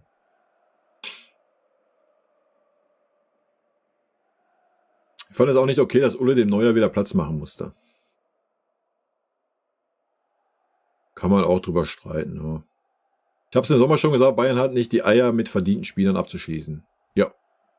Ich glaube aber, das liegt daran, dass wir in den letzten Jahren halt dieses Mir verloren haben. Und wenn man diese Spieler jetzt den klipp und klar vom Kopf sagen würde, pass mal auf, wir brauchen dich hier nicht mehr, würde man das noch mehr mit Füßen treten. Weißt du? Ich glaube, das ist so ein großes Ding gerade. Und die Verlängerung mit Müller und Neuer, das gleiche Geld brauchen wir nicht drüber reden, Alter. Ist am Ende des Tages eine Farce. Ja. Also können wir gerne mal ein extra Thema machen im nächsten Stream oder so. Immer wieder ein bisschen länger Stream, dann können wir einen Olli mit dabei nehmen. Ist ein Thema, was wir gerne besprechen können. Ist eine absolute Farce. Ja. Ist lächerlich. Allein wie viel Gehalt. Ja, du kannst natürlich jetzt argumentieren, mal ganz kurz darauf einzugehen, man kann natürlich argumentieren, ja, super verdiente Spieler, komm, gib ihnen noch ein Jahr die 20 Mille drauf geschissen. Genauso kannst du anders argumentieren und kannst sagen, die Spieler sind seit 10 Jahren da, haben also 200 Millionen verdient. Die könnten auch einfach mal sagen, pass mal auf, ich mache jetzt hier ein bisschen den Standby, Hoshi, gebt mir mal eine 3-4 Millionen und es ist Geld frei, um den Kader schon mal vorzubereiten. Dann, wenn wir nicht mehr da sind. Ja? Das wäre natürlich dann auch ein Move von der Spielerseite, der ziemlich geil wäre, aber ja, die kriegen ja alle die Schnauze nicht voll, ne? Weil sie ist ja wild. Wenn du nur 200 Millionen verdient hast in deiner Fußballerkarriere, dann musst du natürlich noch den letzten Cent auch weiterhin rauspressen. Vielleicht ist das auch ein Grund, warum Müller dann die Fresse hält gerade. Weil was juckt's ihn halt? Er kriegt seine 20 Millionen, gut ist.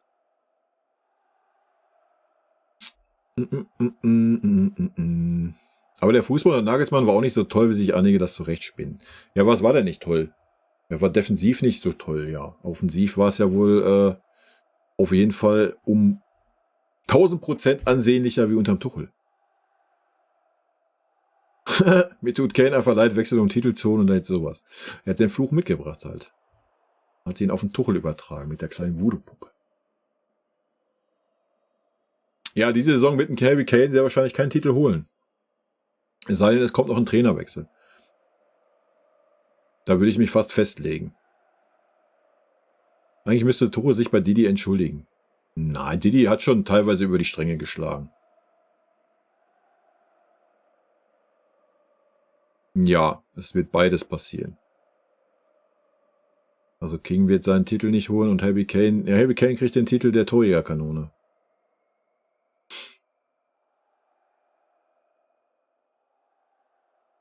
Was sagst du zu André Nübel wieder zurückholen, Kai? Halte ich nichts von.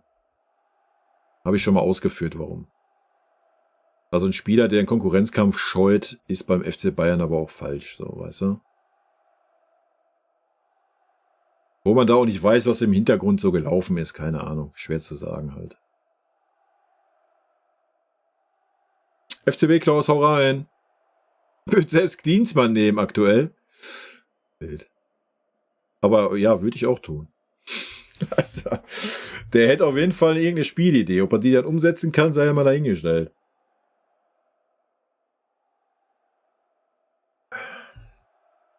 Wie wünschst du dir als Trainer? Wenn ich die Wahl hätte, würde ich Louis van Gaal nehmen. Aber das wird leider nicht passieren. Wenn ich noch eine Wahl hätte, würde ich auf Stufe 2 Pep Guardiola nehmen. Wird auch nicht passieren. Ansonsten bin ich zufrieden, wenn wir einen Trainer verpflichten, der nach Leistung aufstellt und eine Fußballvorstellung hat, eine Spielidee hat und diese umsetzt. Dann bin ich schon zufrieden. Ich glaube, Jose Mourinho wäre mal ein guter für die verwöhnten Geldgeier. Das weiß ich nicht. Kann den schlecht einschätzen. Special One. Was soll man jetzt noch erwarten als Bayern-Fan? Ja, das weiß ich nicht. Kann ich dir nicht beantworten. Der Cup der Verlierer, wie Franz Beckenbauer gesagt hat. Ganz genau.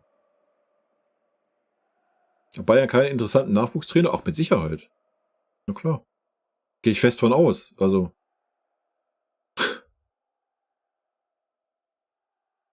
Aber wir drehen uns ja immer im Kreis. Ist ja immer so dasselbe. So, dann kommen wieder diese Argumente, ach, der ist so unerfahren, der soll dann jetzt so ein Joshua Kimmich sagen, was er zu tun hat.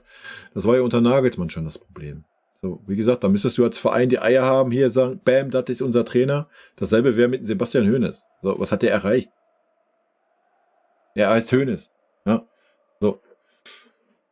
Aber da müsstest du dich auch hinstellen und sagen, hier, was der sagt, ist Gesetz. Haltet die Fresse. Kommt nicht zum Uli und heult euch die Ohren zu. Oder was auch immer. Ja, so. All das, was man bei Nagelsmann schon nicht getan hat, müsste man halt tun. Ja. Mourinho ist heiß auf den Job, sonst würde er nicht Deutsch lernen. Ja, ist ja schön, wenn er heiß ist. Aber der Verein muss ja auch heiß sein. Brazzo als Funktionär war der größte Fehlgriff bei den Bayern der letzten 30 Jahre. Müsste man auch mal ein bisschen näher drauf eingehen auf das Thema. Nagelsmann und Tuchel beide zu verkopft? Ich weiß nicht, ob der Nagelsmann zu verkopft war. Der Nagelsmann wollte halt einfach eine Dreierkette einführen, wogegen sich der Mannschaftsrat halt gegen ausgesprochen hat. Das muss er dir mal reintun. Ja.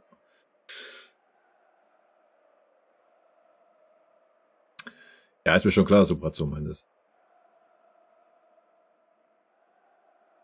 Ulreich hat mehr verdient, als der Dauerersatz von Neuer zu sein. Na, das hat er ja gehabt. Der ist ja wohl mal kurzzeitig woanders. Kovac bei Wolfsburg bald frei. Ah, nee, hör mal auf mit Kovac, Alter.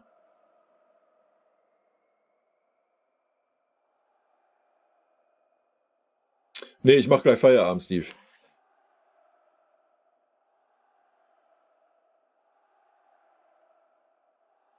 Deswegen würde ins Tor bei der EM interessiert mich nicht.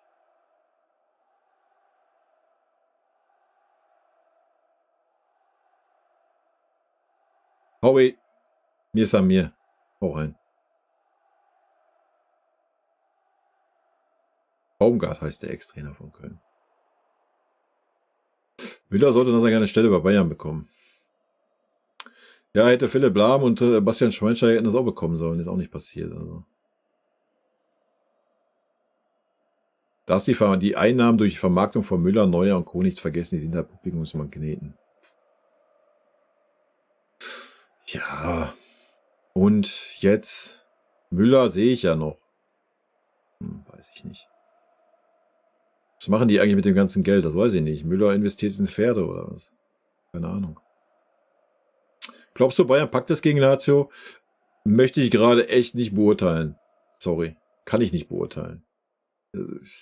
Ich habe schon vor Leverkusen gesagt, es hätte alles passieren können. Das war dann sowieso wieder so ein Armutszeugnis. Ich weiß nicht, ob jetzt der Schalter umgelegt wird. I don't know. Also ich habe in der Rückrunde gab es noch keine überzeugende Vorstellung von uns. Ich weiß es nicht. Ist ganz schwer vorherzusagen. Ich bin super gespannt auf die Aufstellung. Wenn die da ist, kann ich ein bisschen mehr sagen. Ganz schwer gerade vorherzusehen, was gegen Lazio passiert.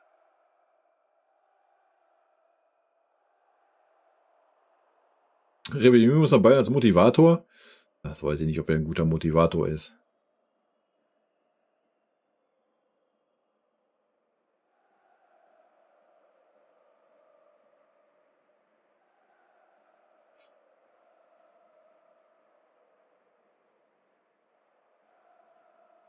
Jups macht's nochmal. Ja, das wäre schön, aber der ist, glaube ich, einfach zu alt. Der kriegt auch von seiner Frau einen auf den Deckel, ey.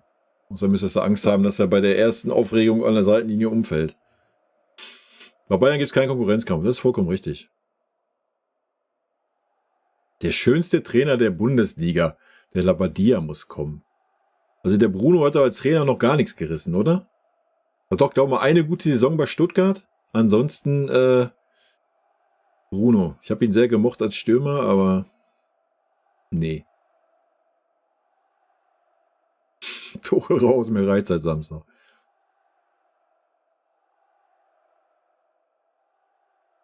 Klinsmann flüchtet dann 5:12 wie in Berlin, ja. Auch geile Aktion gewesen. Ja, der Glasner ist auch kein schlechter.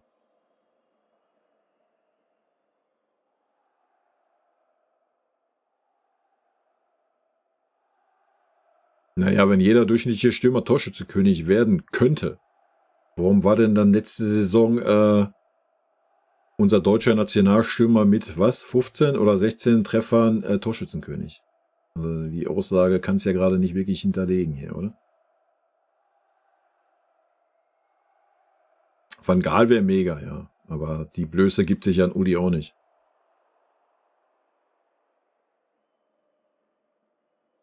Nee. Ich kann den Übel nicht verstehen, weil Neuer gar nicht da war. Neuer war verletzt. So, er wäre in Konkurrenzkampf mit dem Ulle gegangen. So, und wenn er performt hätte, wie er in Stuttgart performt, und dann wäre Neuer irgendwann zurückgekommen, dann hätte es doch auch nicht geheißen, dass Neuer gleich wieder spielt. Ja? Also, nee. Er ist den Konkurrenzkampf einfach aus dem Weg gegangen. Und das ist, glaube ich, kein Charakterzug, der zum FC Bayern passt. Ja, dass ihm da Spiele und so versprochen wurden. Ich rede jetzt von dieser Saison, wo er jetzt zurückgekommen ist. Ne? Was davor gelaufen ist, ja, gehe ich mit. Aber wenn man da Spiele verspricht und so weiter, um ihn zu entwickeln, als Nachfolger aufzubauen und man das dann nicht einhält, verstehe ich das. Aber jetzt hatte er die Chance. Neuer war nicht da. Dass ein Neuer überhaupt zurückkommt, stand in den Sternen. Und dann die Chance nicht zu nutzen, zu sagen, Alter, geil, das ist der FC Bayern, hier kann ich die Nummer 1 werden, kann zeigen, was ich kann. Dann zu sagen, oh nee, ich gehe lieber woanders hin, das passt nicht zum Bayern. Punkt. Meine Meinung. Kann jeder anders sehen. Mit dem Geld, das man für Sané, Kimmich und zum Beispiel Gnabry bekommt, dazu das Gehalt, das von denen bekommt und von Neuer und Müller einsparen würde, reicht doch für einen vernünftigen Neuanfang. Ja, aber wer kauft denn ein Sané, Kimmich und Gnabry? Wer kauft denn gerade ein Gnabry, der 17 oder mehr Millionen im Jahr haben möchte und bei uns bekommt? Wer kauft den? Wer kauft einen Sané? Ich meine, jeder, der ein bisschen Ahnung hat, sieht, dass dieser Typ 20 Millionen verdient und 10 bis 15 gute Spiele in der Saison hat und ansonsten kannst du den vergessen. Ein Kimmich, ja, ein Kimmich willst du einen Abnehmer finden. Da stehen ja ein paar an. Ja. Aber ansonsten, nee.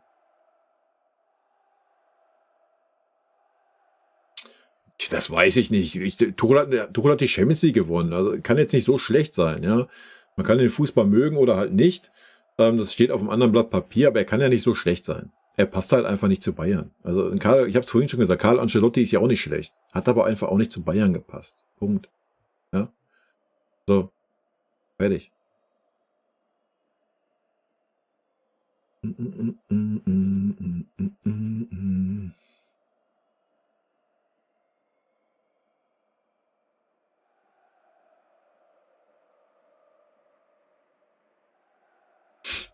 Gegen Bremen hat das schon kaum stattgefunden, ja. Wir haben auch gegen Hoffenheim schon kaum stattgefunden.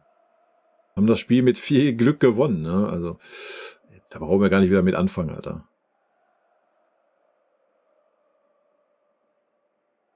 Ach komm, der Nagelsmann hat schon gute Sprüche rausgehauen.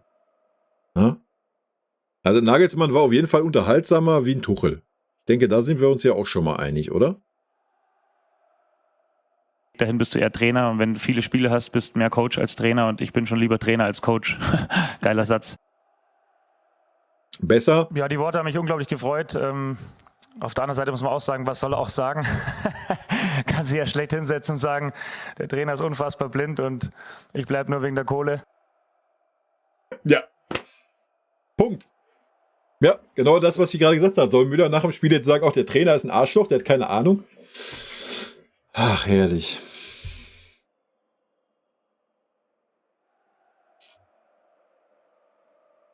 Van Bommel als Trainer fand ich auch gut eigentlich. Seine Station, die hat dann auch immer ein bisschen Pech gehabt, so, ne? Aber ja, könnte ich mir auch vorstellen, tatsächlich. Ich glaube, da wäre auch Feuer. Ich glaube, da wäre auch Feuer am Start.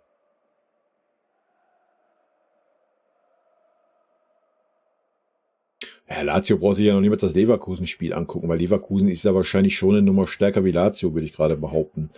Aber Lazio braucht sich nur das Bremen-Spiel angucken zum Beispiel. Oder das Hoffenheim-Spiel.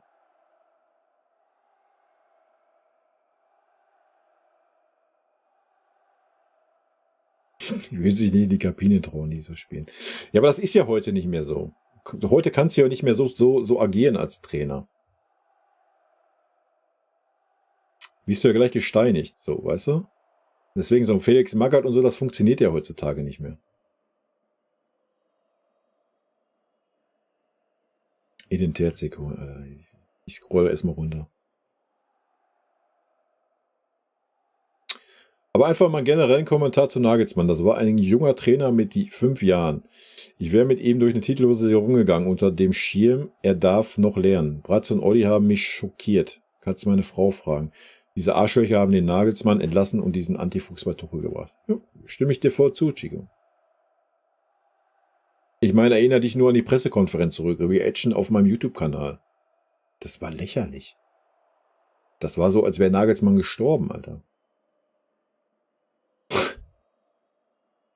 Hör mir auf, ey. Mit Kern im Team wäre Nagelsmann erfolgreicher als Tuchel, 100%. Ja, hätte Fahrradkette, ne? Warum nicht mal so einem Baumgart eine Chance geben bis Saisonende? Was soll schlimmer werden? Nichts wahrscheinlich.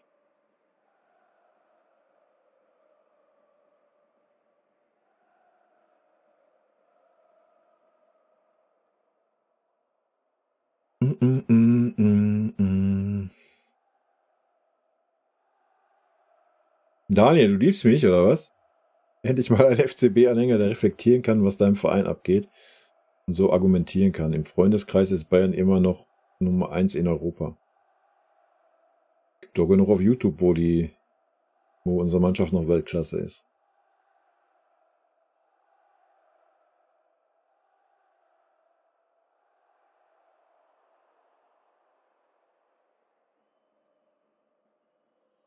Wir brauchen einen, zu dem die Spieler aufschauen. Ja, schwierig halt, ne? Schwierig halt.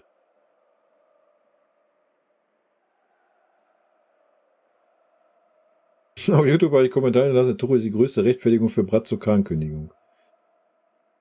Eieiei.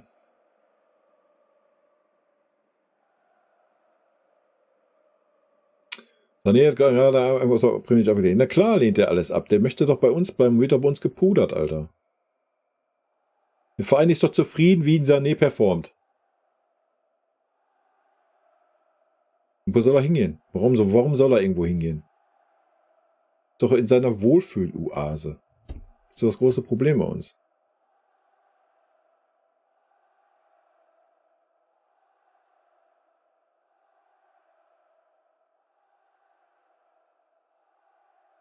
Charlotte ist nicht deutschsprachig, man raucht nicht auf dem Fußballplatz. Kimmich wurde auch nicht von Tuchel gerade gepusht. Kompliziertes Thema und du weißt, wie ich zu Tuchel stehe. Ja, habe ich ja vorhin schon mal zu gesagt zum Thema Kimmich und Tuchel. Und selbst Kane hat meines Erachtens mindestens 20 Millionen Marktwert verloren in den letzten 3 Wochen. Aha. Bild.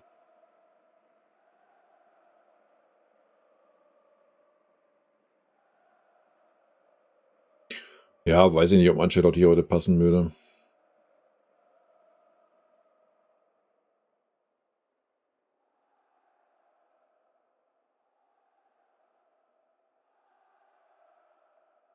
Ja, ist auch so. Also Nagelsmann hatte das Pech, dass Brazzo und Olli komplett versagt haben und ihn geopfert haben, ja. 100% true. Van Marwijk geworden. Weiß ich nicht, ist in Rente, oder?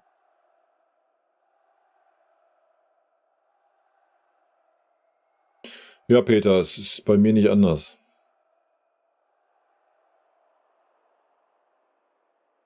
Nagelsmann war schon ein Selbstdarsteller, fand sich sehr geil. Fußballerisch war es etwas besser.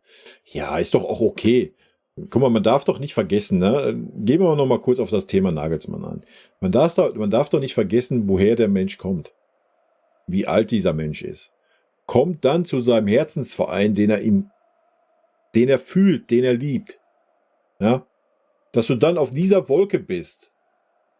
Wenn du da bist, wo du immer sein willst, ist doch klar, dass du dich fühlst, als wärst du der geilste Macher dieser Welt, Alter. Ja, da wäre doch jeder von uns nicht anders. So, für ihn war das ein Traum, den FC Bayern zu trainieren. Ja, und das in so frühen Jahren. Klar muss er lernen. Und klar war er teilweise noch Selbstdarsteller und bla und Sülz. Man hätte ihm aber einfach die Zeit geben müssen. Man hat ihn ja auch, deswegen haben wir auch 20 Millionen gezahlt an Leipzig. Eben, dass er auch die Zeit bekommt, sich zu entwickeln. Es war doch klar, dass du nicht einen Nagelsmann holst und sagst, bäm, der ist Jupp, der ist alles, der ist fertig. Nee, natürlich nicht. Du hättest ihm halt einfach die Zeit geben müssen und hinter ihm stehen müssen. Ja? Was man halt nicht getan hat. Man hat ihn dann geopfert. Wie es hier stand. Man hat ihn regelrecht geopfert zu diesem Zeitpunkt. Der Zeitpunkt war Katastrophe, ihn zu entlassen.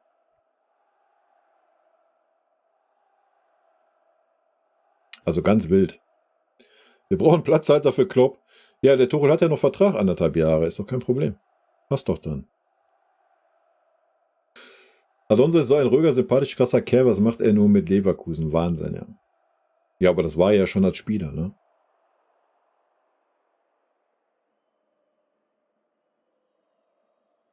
Ja, natürlich kannst du da nicht im Urlaub gehen, Bot. Ist doch alles gut. Ja. Aber du darfst halt auch nicht vergessen, nochmal, wie alt dieser Mensch ist.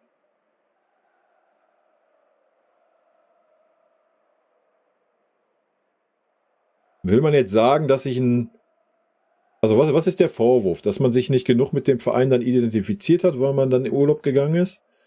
Will man jetzt sagen, ein Tuchel identifiziert sich mehr mit dem FC Bayern, als Nagelsmann getan hat? Ich denke, nein. Wie bist du eigentlich Bayern-Fan geworden? Ich kam auf die Welt und war ein Rot-Weißer. Da gibt es keine Geschichte zu. Seitdem ich denken kann, bin ich Rot-Weißer. Meine Mutter war Bayern-Fan, mein Vater war Schalker. Mein Vater ist ein Arschloch, deswegen bin ich wahrscheinlich ein Bayerner. Und das, obwohl ich im Ruhrpott geboren bin. Aber für mich gab es nie was anderes.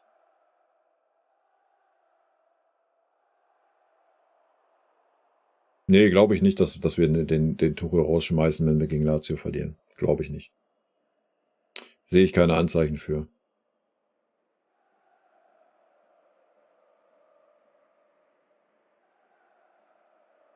Du hast gesagt, dass ihn keiner haben würde, den Sané. Ja, vielleicht gibt es blinde Vereine, ich weiß es nicht. Aber so ein Gnabry, glaube ich, sind wir uns einig, dass er nicht wirklich immer. Obwohl, wer weiß, vielleicht gibt es ja auch irgendeinen Verkopften, ich weiß es nicht.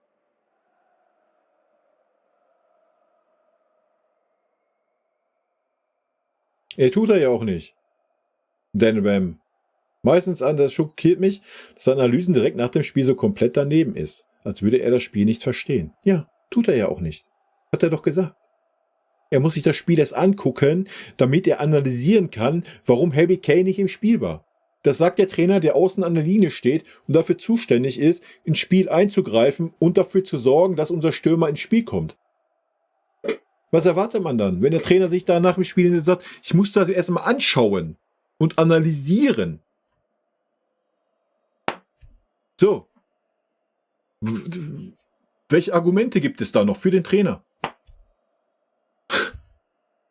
Alter.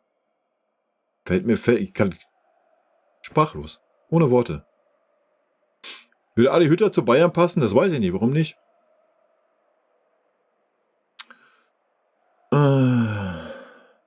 So. Guck mal, ich bin gleich unten angekommen. Super, passt mit der Zeit.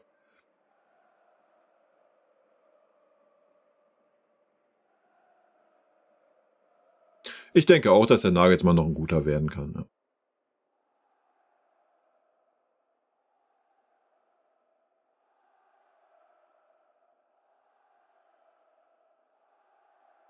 Denkst du, Uli hält still? Ja, tut er ja die ganze Zeit.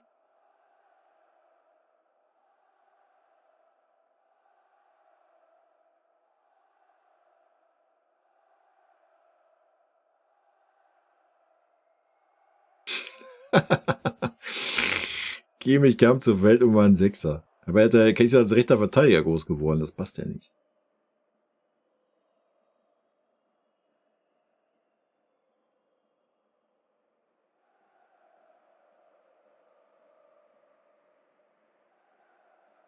Ja, so ist das, Chico, ne?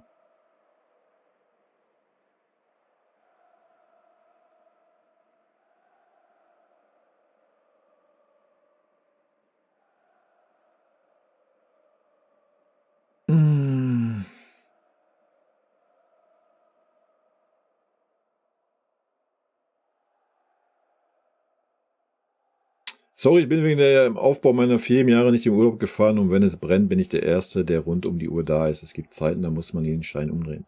Ja, aber du bist ja auch derjenige, der in der Verantwortung ist. Ne? Stimme ich dir zu.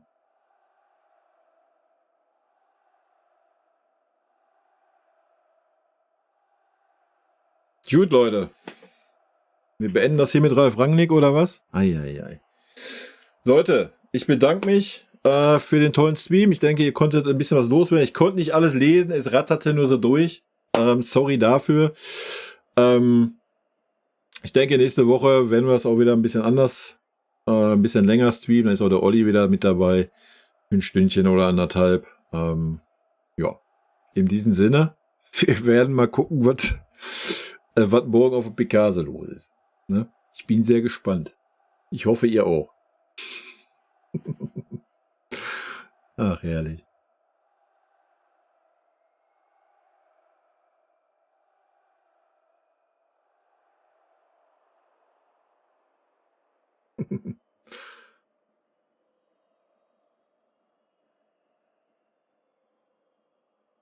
Das ist richtig. Wenn wir gewinnen, muss ich das nicht so. Leute, Tschüssikowski. Rot-weiße Grüße, ne? Und wir glauben noch. Wir glauben noch an das Ruder rumgerissen wird.